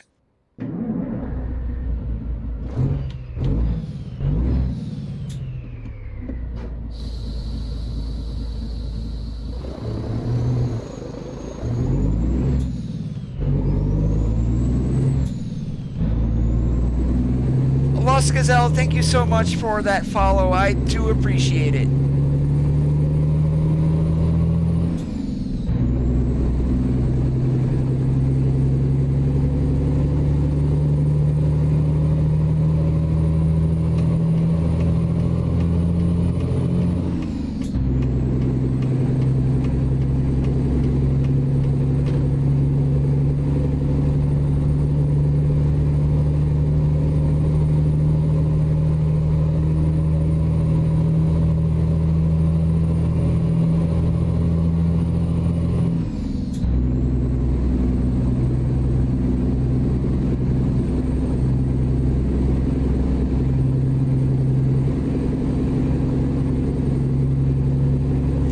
Wolf, how's it going today? Great to see you again.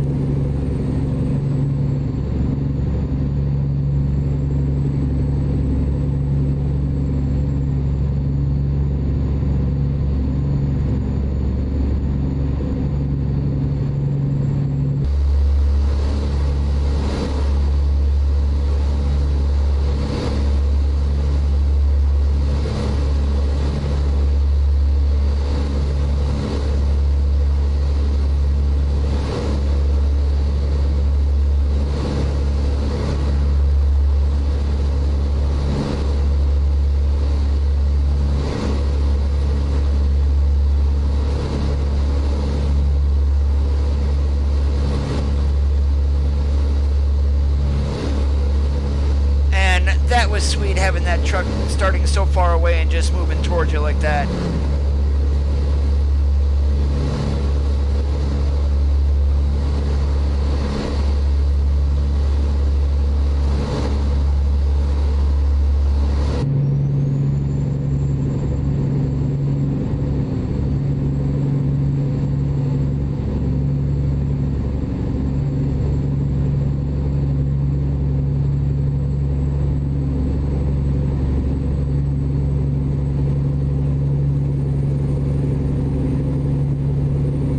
if we don't make it to Alamogordo by 5 p.m., we are going to have to stop again, which is a very good possibility. With the amount of travel that we still have to go, we might have to stop, say, Las Cruces before we finish up this journey.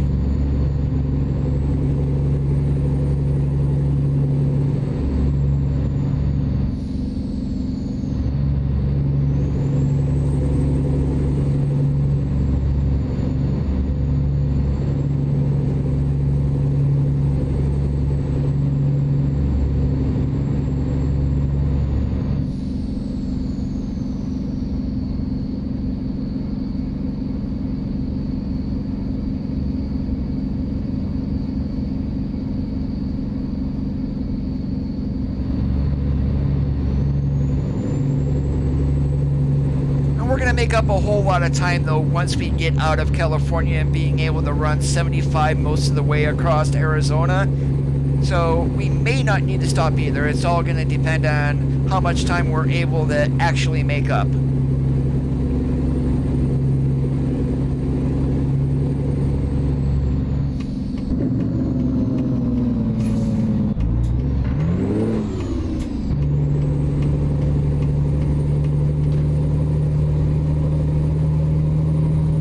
There's more on award number 3 for that white van there in the granny lane. Didn't even bother looking in his mirrors.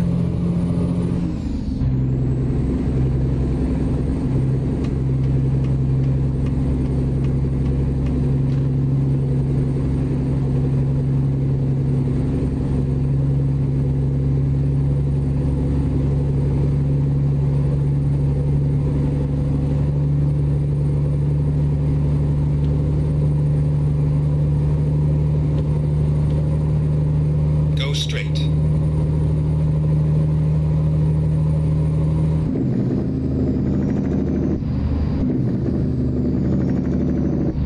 Yeah, we're gonna stay right here behind him though, cause chicken coop, I'm gonna take a wild guess we're gonna get pulled in.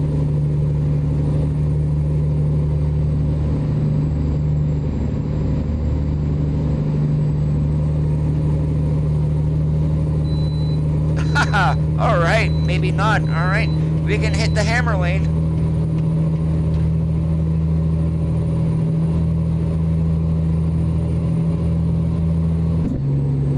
Well, no wonder why. Those guys are busy this morning. Look how many trucks they have behind doing inspections on.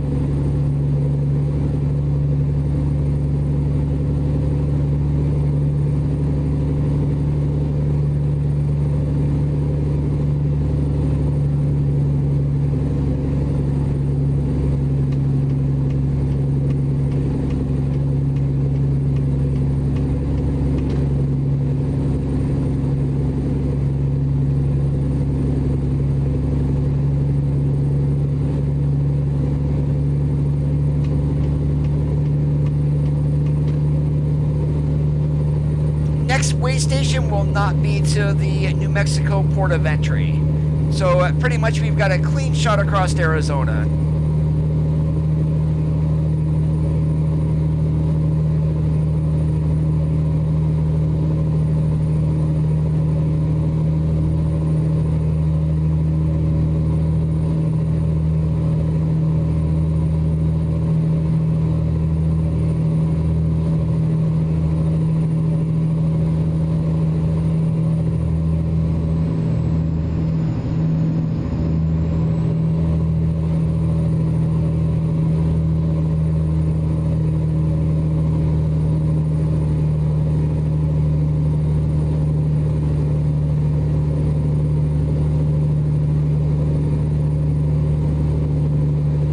Stay right there, four-wheeler.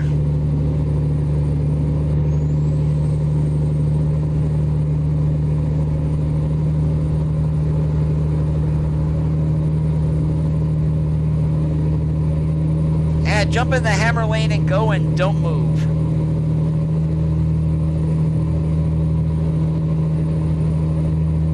Not that the FLD is a left lane truck, but an owner-operator like I am today, hell yeah, we are.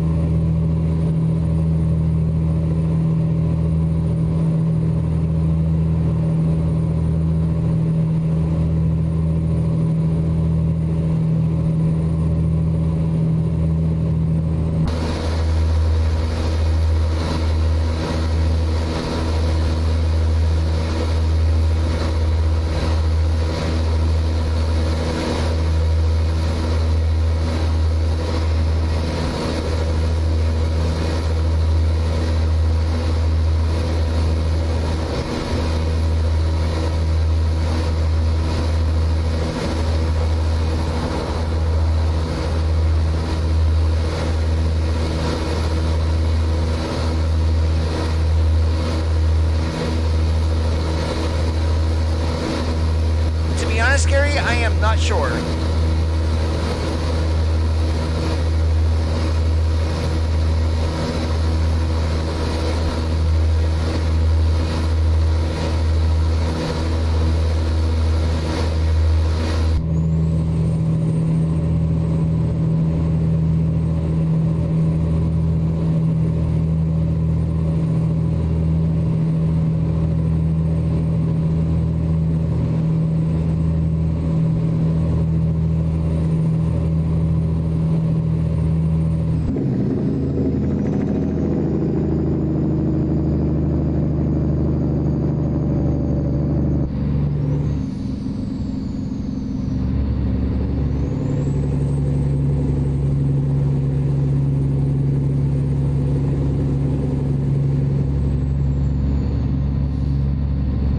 See what you get for not checking your straps?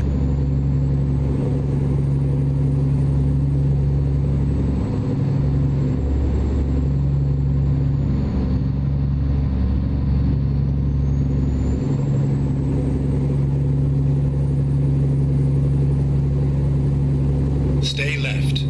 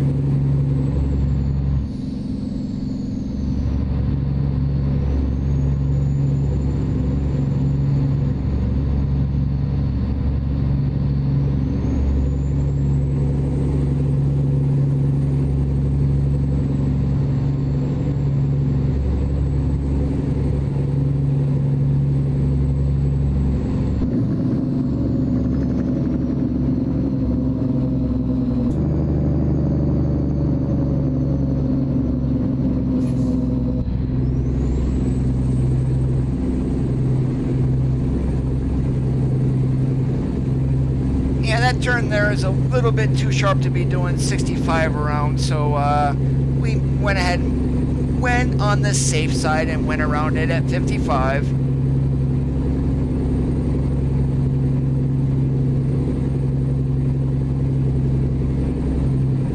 Go straight. Yes, sir, Doug. I think I know how to get to Alamogordo from here.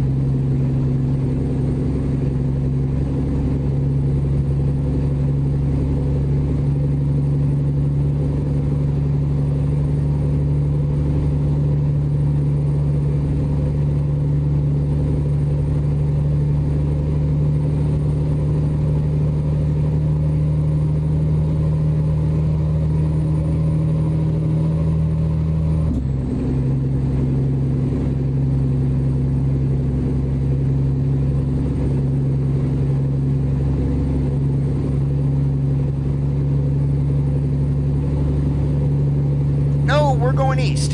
Hey, Dalen, how's it going today?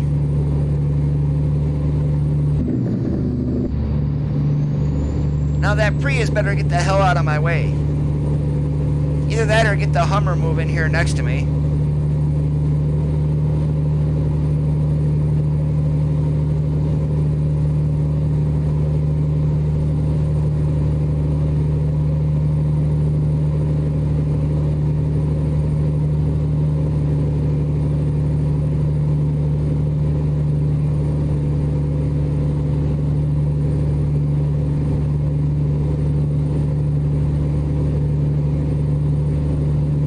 Awesome like a possum.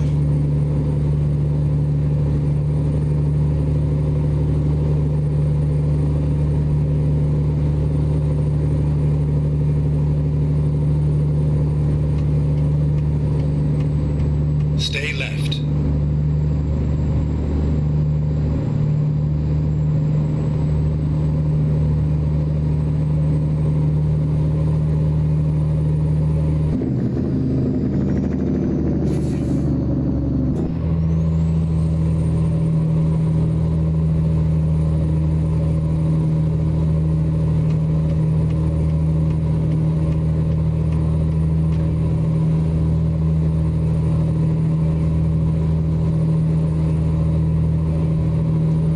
is that? Because we're running daylight instead of nighttime?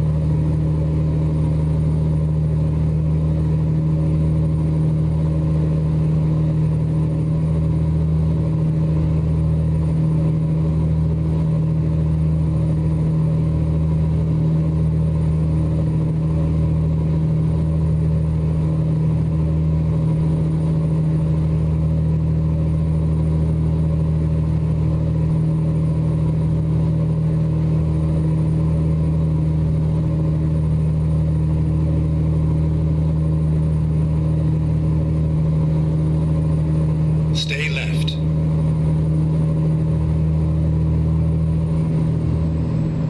Yeah, now, ever since I ran the 1974 W900A, I've kept that mod active because of the way that it changes the vehicle lights in game. It makes them so much more realistic. I mean, it's not causing me any FPS issues, even though the mod's active or anything. It just looks that awesome.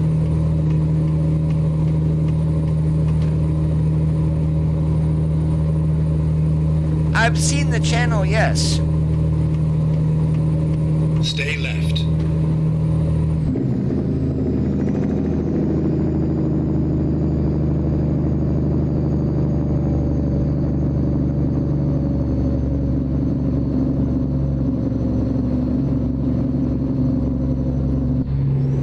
Stay left.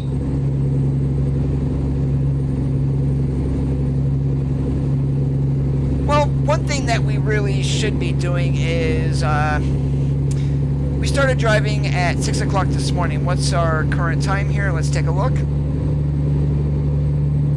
At 11:33, so roughly after 5 hours, you can take a half-hour break. There is absolutely no way to do that in-game, so we are going to ignore that part and just keep driving. But Go straight. I've been with my brother running around and whatnot, and literally he does not take his half-hour break until he drives like 5.5, 6 hours, and then he'll take one. Power Ranger 1018, thank you so much for the follow-on mixer. I do appreciate it.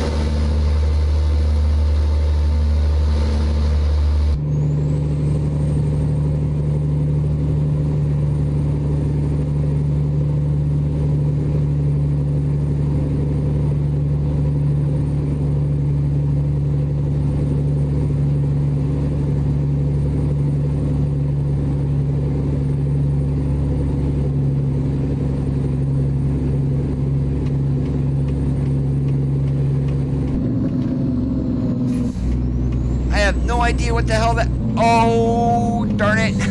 We're gonna... Oh my goodness. I was not expecting that. Yeah, moron award goes to Coda.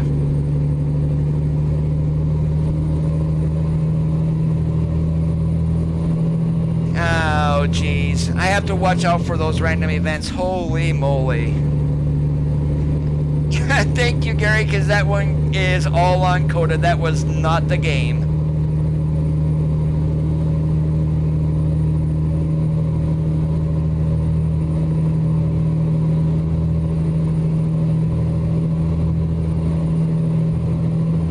literally had nowhere to go. I wasn't thinking that that could have been a chase stop or something like that, and I was gonna go around and pass them on the shoulder. It's like, get over there. No, you can't do that, you idiot.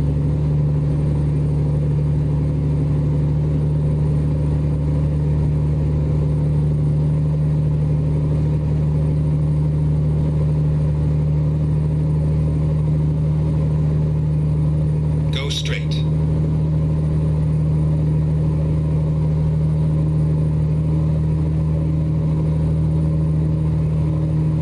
I got a couple of driving awards for hitting cars back there, but that's about it. And you didn't hear a clunk or anything like that, so I basically just sideswiped them.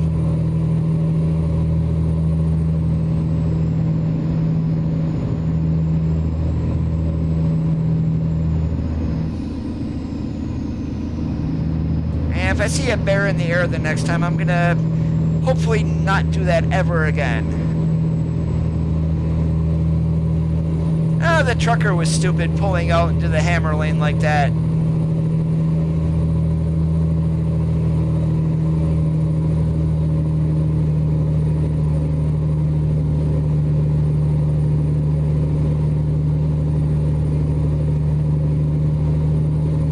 Thank goodness this is not real life though, because that would have been a disaster.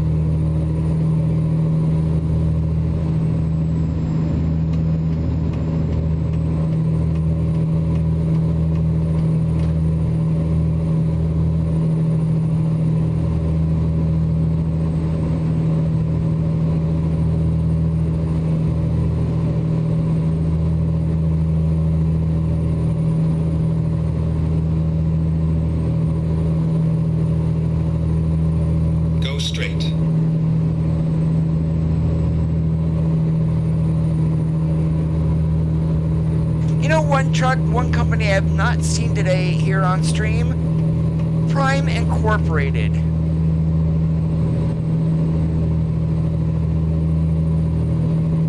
If they had been on stream, I am blind and have not seen them. Hey, Arizona is open. Is New Mexico going to be open?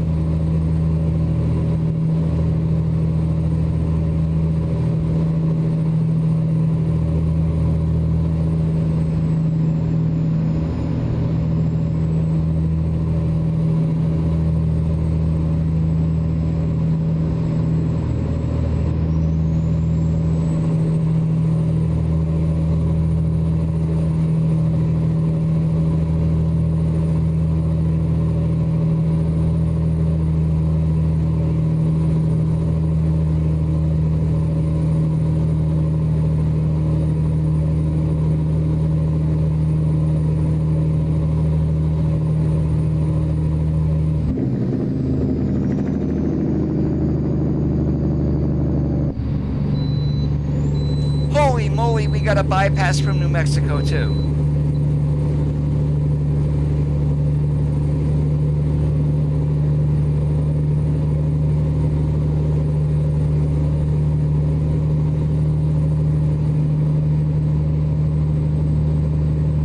Hey, westbound, that chicken coop is open in front of you. Might want to back it down a little bit, because that is white sand.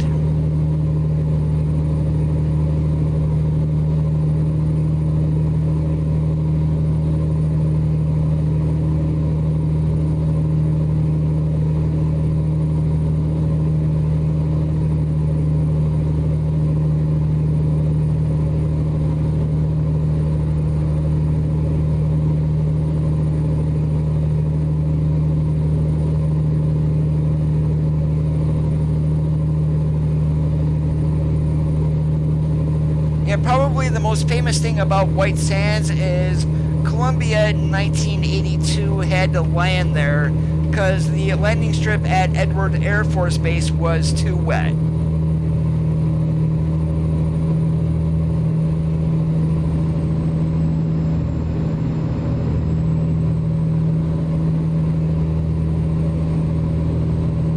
Yeah, now that's one thing that I really can't change in game is draw distance. So stuff like that just pops in and out. It's more so on the sides. It's normally not in front of you. Hey, Petro, you need a brighter sign there. I can't see how much your fuel is.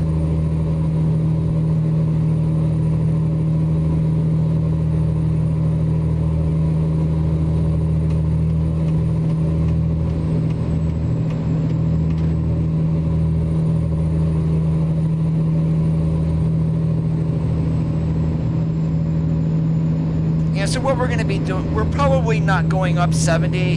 We're probably going to go over here, jump up 25 to Alamogordo, and then get off there in town.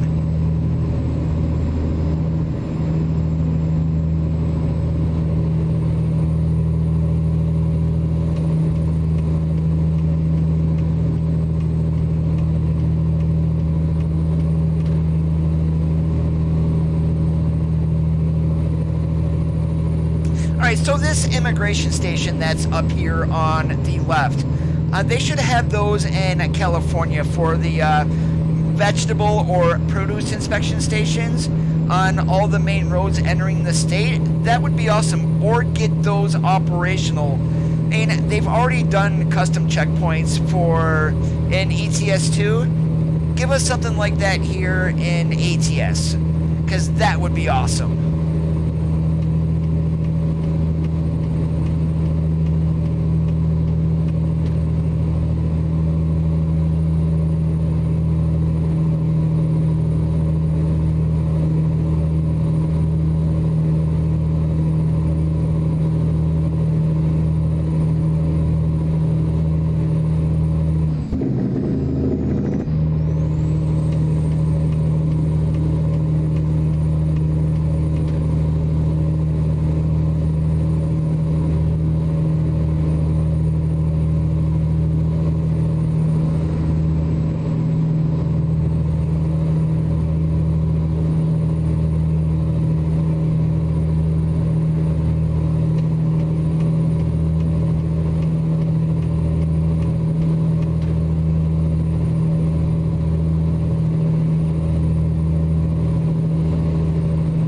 Volvo there that we just passed. Imagine that in a flat roof or a mid roof, kind of like what we already have in game, and that's the Volvo that I drove.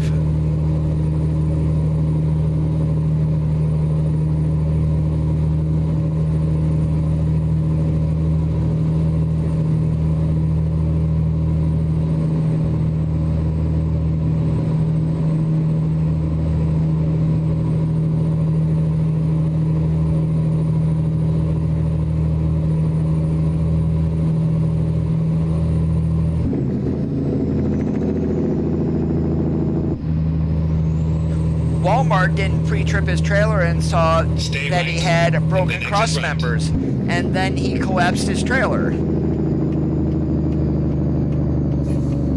Exit right.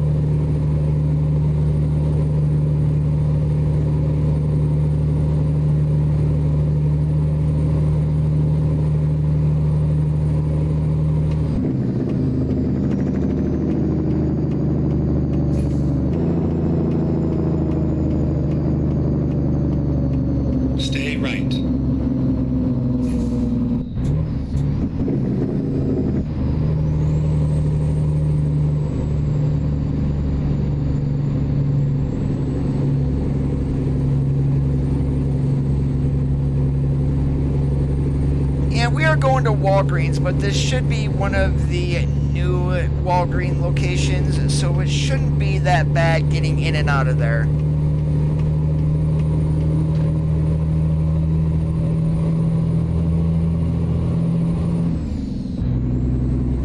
Hey, there goes a cheese bus.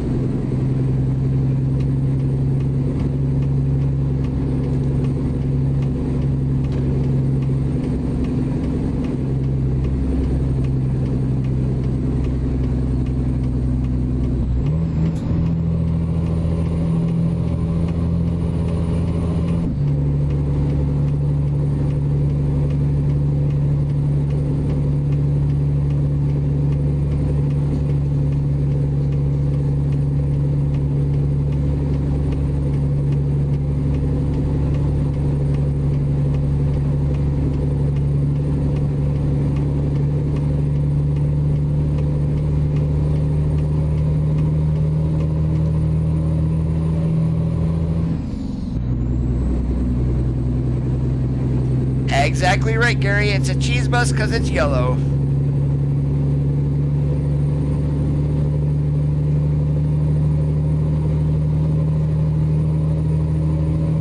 And our truck isn't gonna overly powerful or a great hill climber today, hippie. We've got a 450 cat underneath the hood, but the torque is only like 1750. And there is a moron award for the AI who doesn't know how to merge.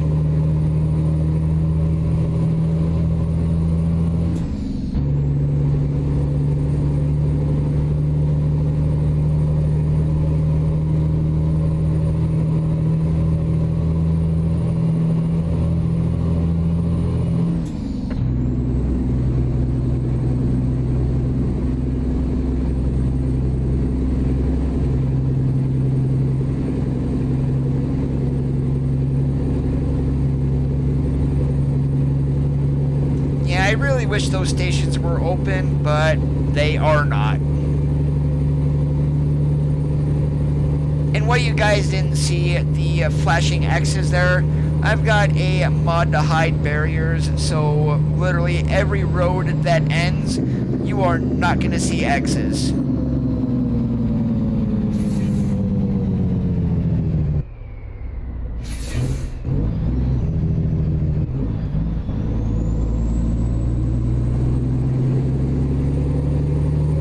Yeah, someone actually reported that as a bug with the traffic slowing down there for no reason whatsoever, and they did accept it as a bug report.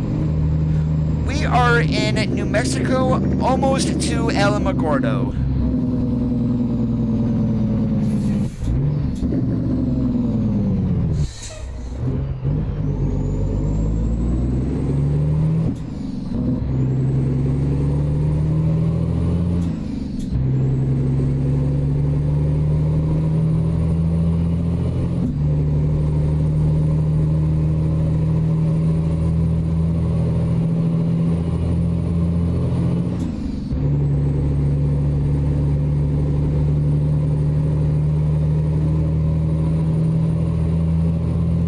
Drive time left, we are pretty much almost out of hours for at least today. We'll definitely be able to get this load dropped off, but we are going to need to sleep before we do anything else. No, that is a part of GTM's emergency vehicles. Now, granted, you guys are seeing cops and things like that with wheels missing until it gets close. That is currently a bug with the mod. Nat Vendor knows about it. They are just extremely busy at SCS right now producing content that he hasn't been able to get it fixed.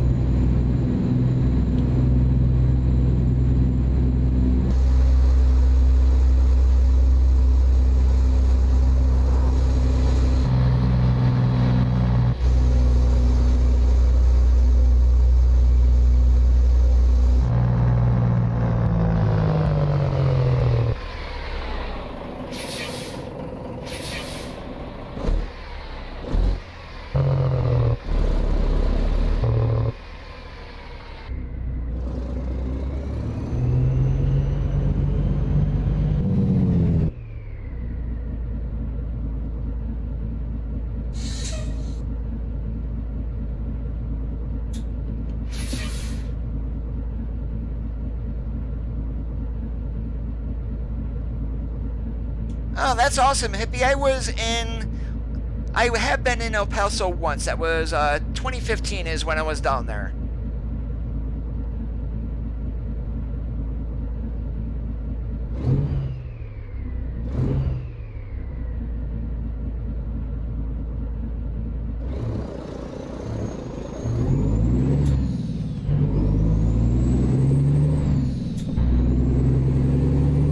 Stay right, and then turn right.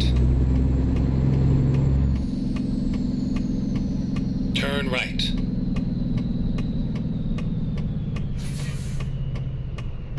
You have arrived at your destination. Your route guidance is now finished. And we are actually, that's the easier one of the parking spots in here, so that's not too bad. Yeah, it was warm when I was down there. It was like early to mid-May when I was there. It was still extremely warm. Oh, I'm from a snow state too. I grew up in New York, right around the Buffalo area. Hey Jay, how's it going today?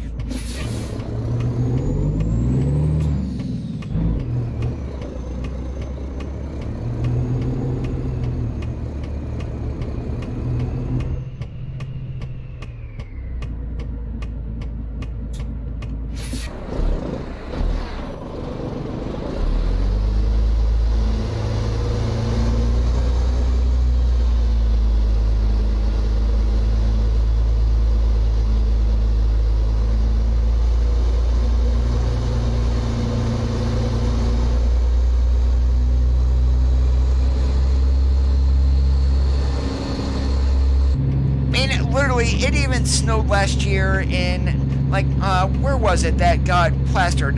Tucson? That got, like, several inches of snow?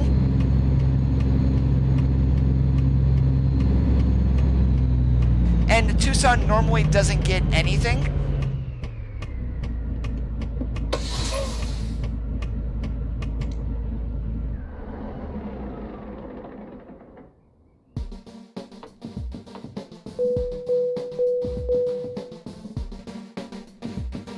Alright, we're gonna see what we got for a job here in Alamogordo. Chances are we definitely are gonna need to stop, so it's Monday evening. We're probably not gonna need something till Wednesday.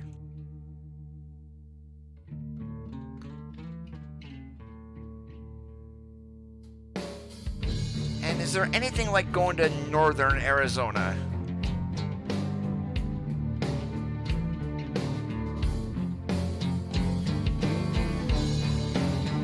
Well, actually, that wouldn't be too bad.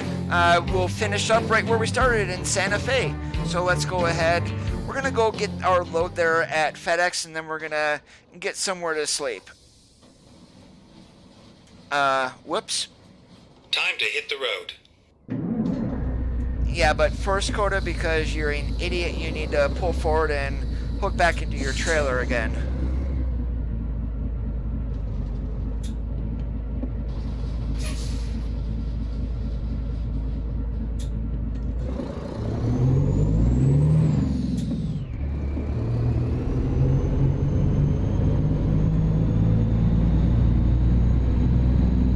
Alright, now why is this having me drive all the way around? Can we not get into FedEx over there?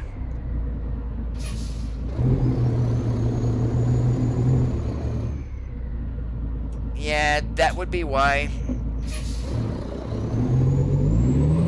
Stay left, and then turn left. Yeah, no turn lane to get into FedEx, go figure. Turn left.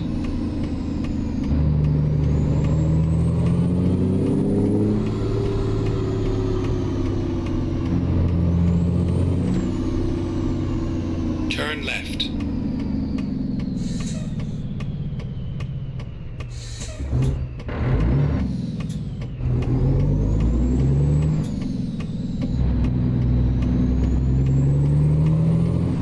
Get ready to turn left.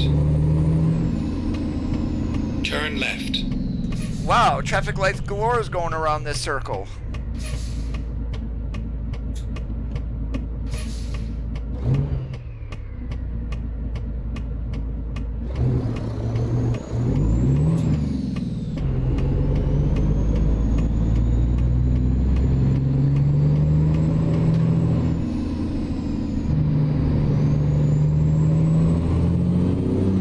Get ready to turn left.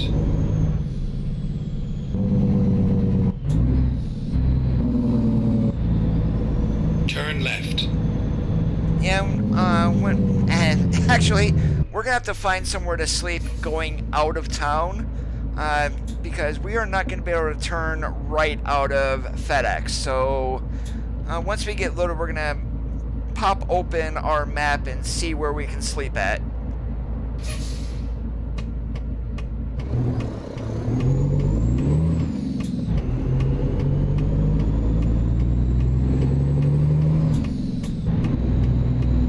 Stay right, and then turn right. Here we are, safe and sound. Turn right.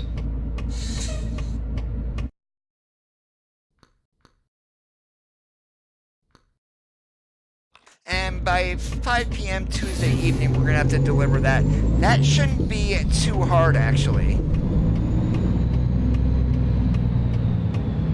Yeah, I'm gonna probably go over there, but I cannot turn left out of Phanteks, so I'm gonna have to take a look and see where it's gonna have us going to.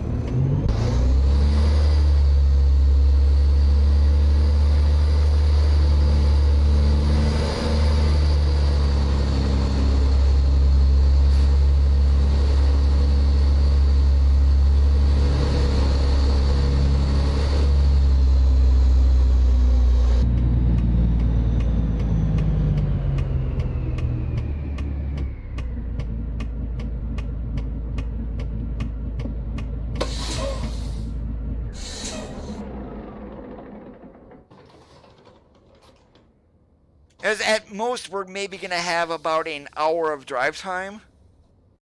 So let's see here. Yeah, it's going to have us take around that same circle. So yeah, we're gonna actually pull right in there, and we're going to go ahead and get some sleep, and then we'll continue the journey up to Santa Fe.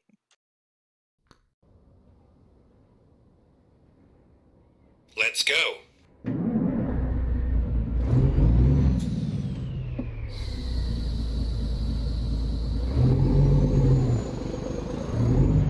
Oh, that is such an amazing sunset there. Gorgeous.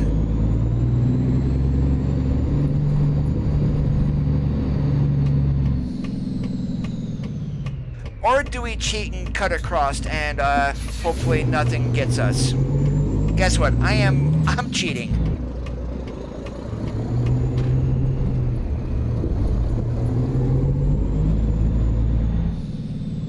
Yeah, that's so much easier than going around, that's for sure.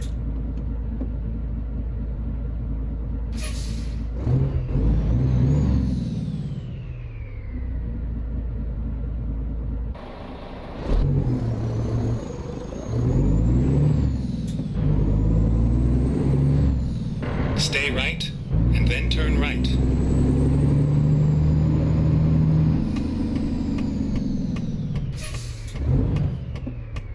Turn right. Kellark, what the hell are you doing?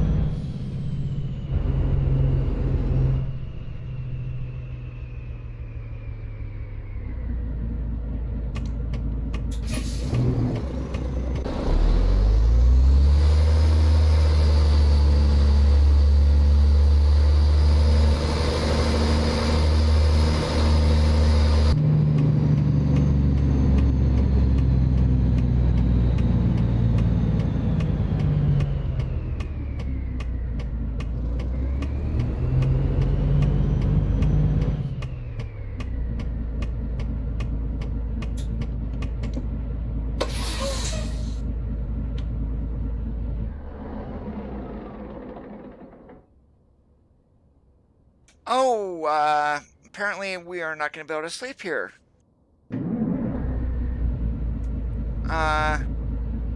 Why not? Maybe I pulled back too far.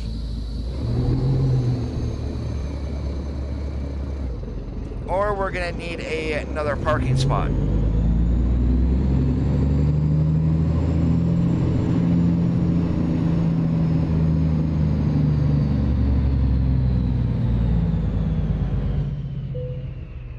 Yeah, that's what we needed, a different parking spot.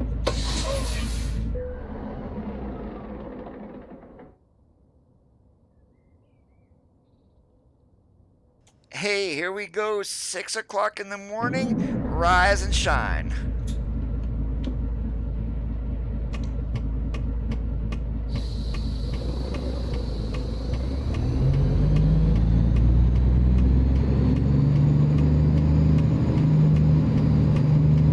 Hey, Chris, how's it going today? Doing awesome like a possum.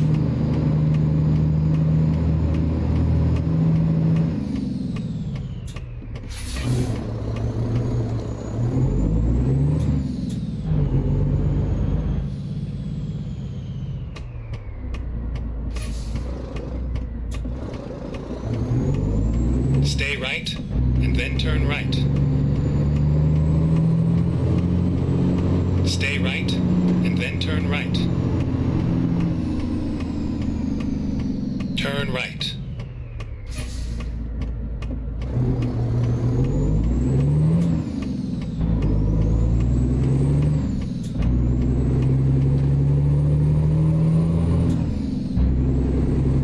Were you not able to make it home for the weekend? Or at least tonight, at least?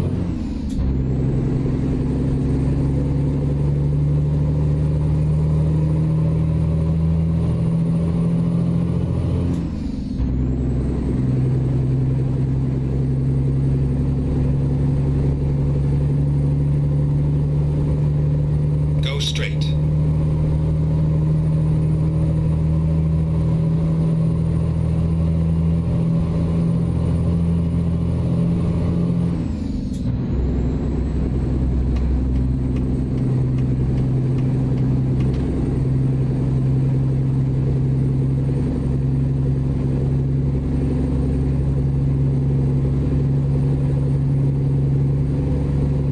There's only 2 seasons in Pennsylvania, winter and road construction. But that, I'm gonna guess that's pretty much every state in the lower 48.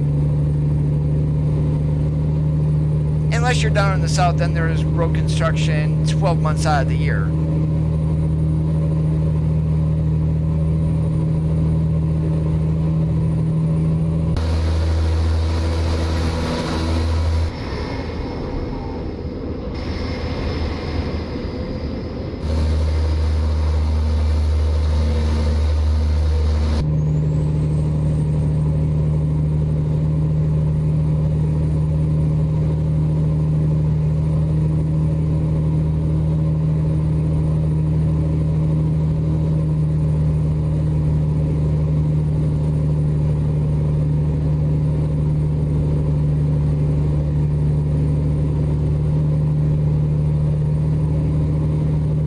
And still, that's no easy job though either.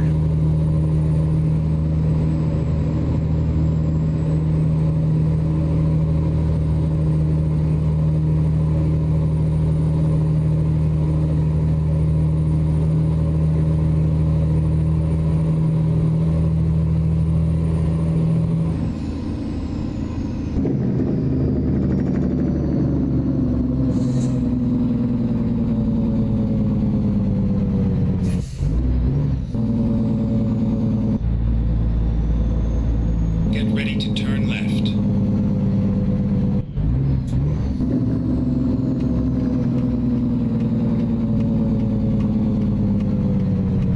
Turn left.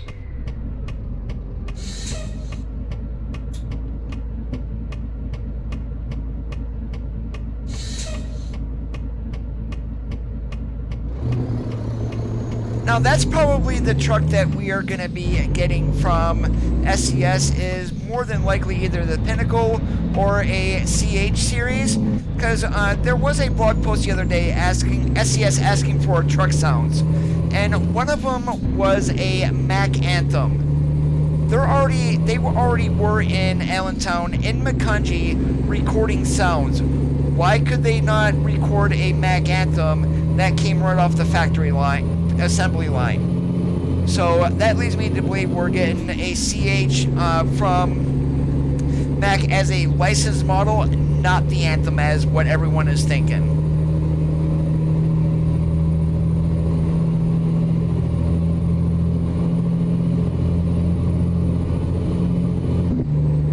And it's not going to be the Granite series either, because that's a purely vocational truck.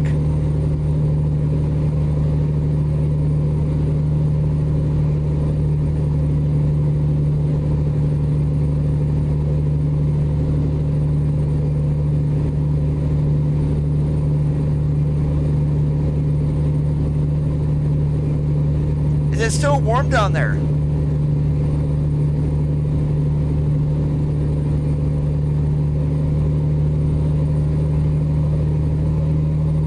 Pinnacle CH, I know exactly, pretty much the exact same truck. I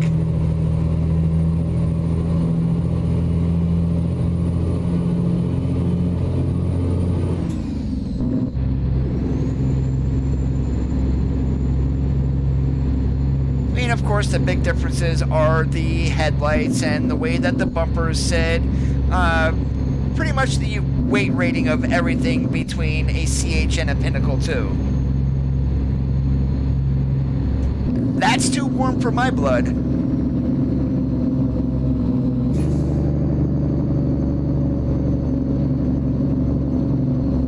It was 77 here today, and tomorrow's going to be 80 with rain in the morning, so it shouldn't be too bad. But literally 80 degrees at the end of September for where I live is very, very unusual.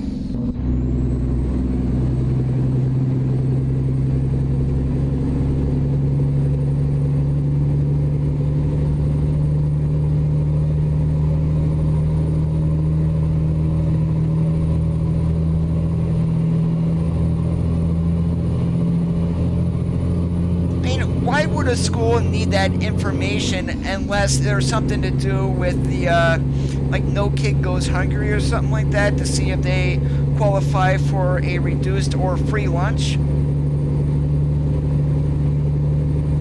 And I wouldn't want to be giving my income information to a school that has no right using it, especially if my kid's going to be paying for lunch or brown bagging it like I did when I was in school.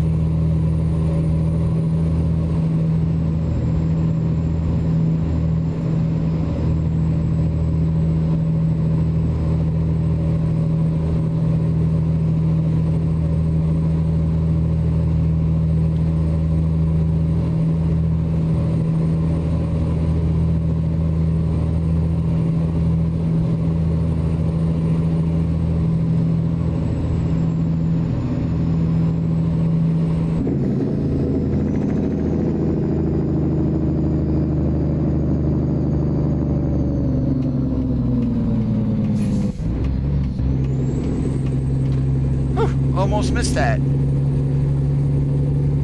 GPS was nice and silent. Please merge onto Interstate 25 and proceed north. There, I did your job for you.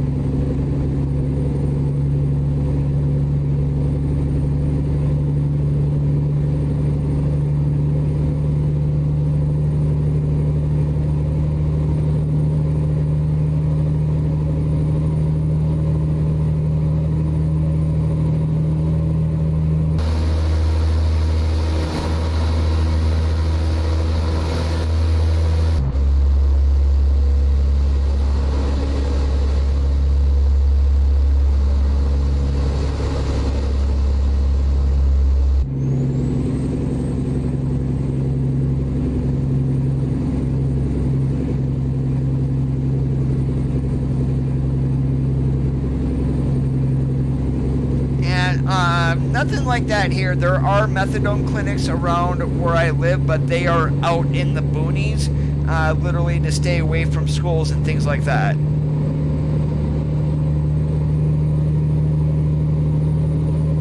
And literally, when the cops do watch the methadone clinics, because not that they really shouldn't be driving once they get that stuff anyway, but the amount of accidents from people who have visited there is ridiculous.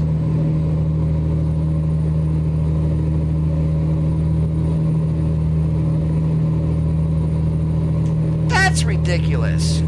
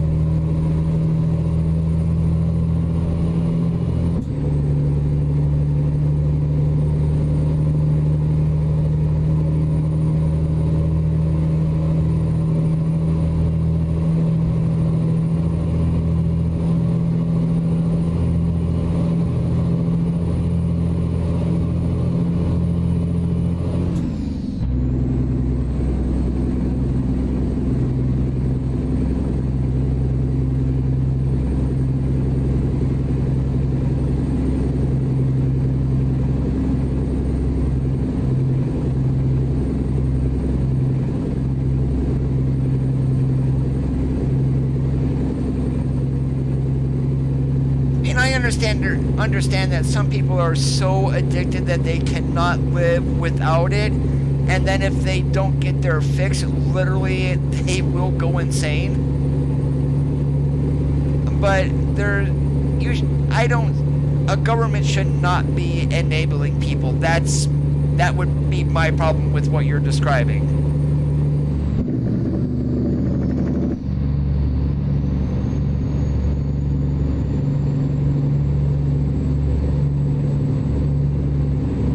Stay left.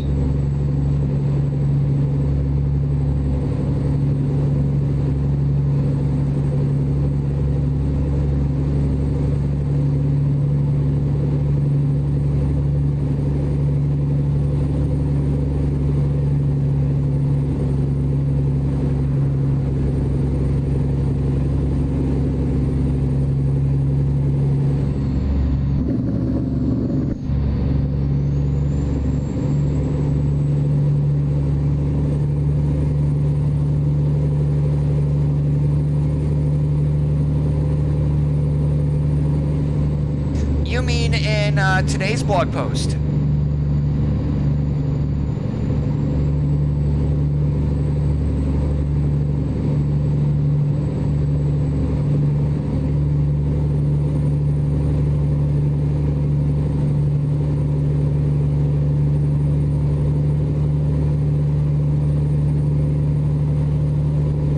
Yeah, there was a new post today that had some Utah landmarks.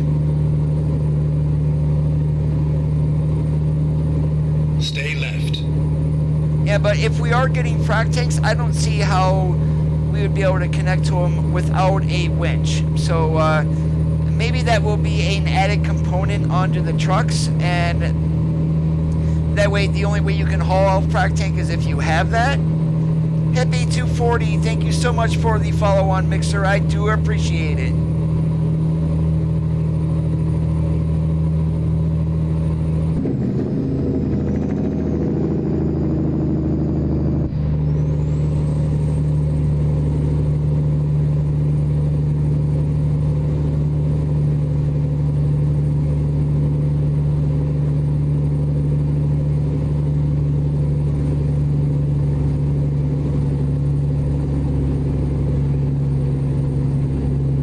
there goes the Trackist, otherwise known as Amtrak. Stay right, and then exit right.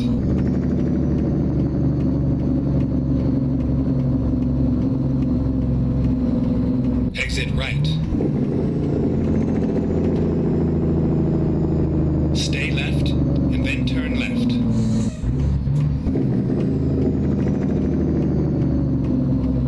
Turn left.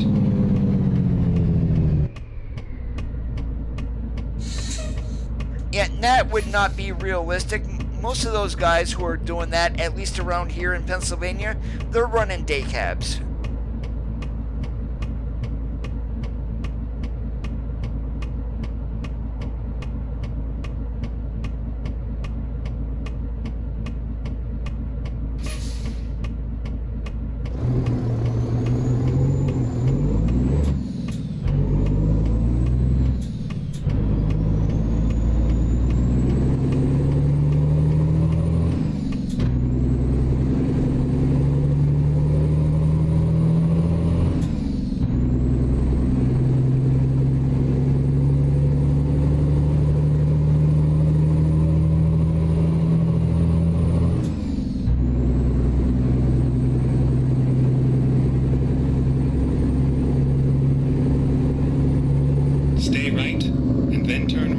Yeah, that sign back there said engine brake use prohibited.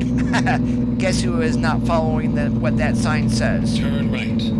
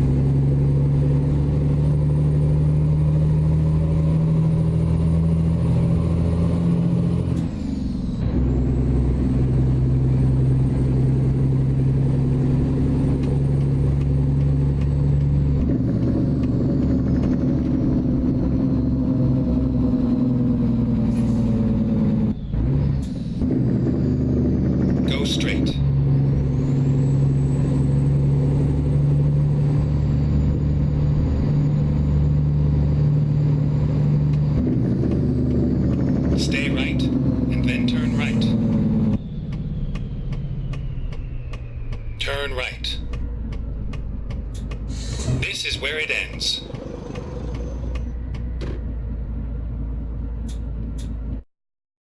Alright, another easy back here. That's like 2 in a row.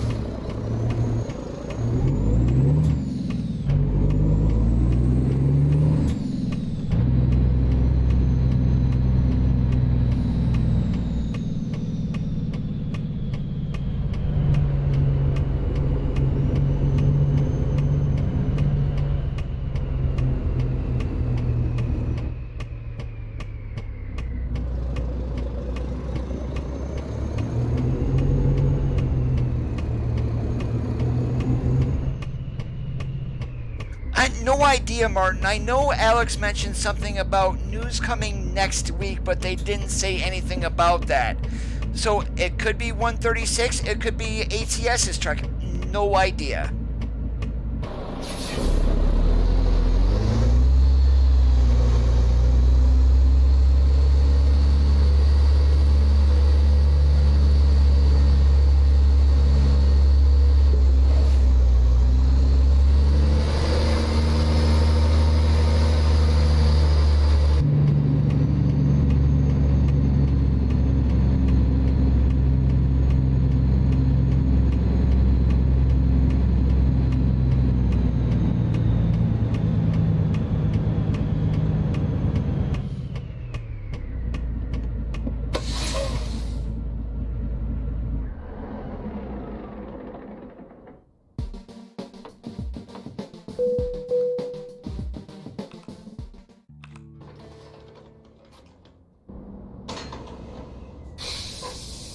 And we are gonna call it quits for this Friday evening, guys. I do want to thank you for watching.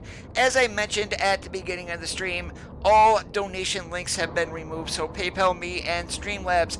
In my older videos, they are still there. Do not click the links, they are not going to work.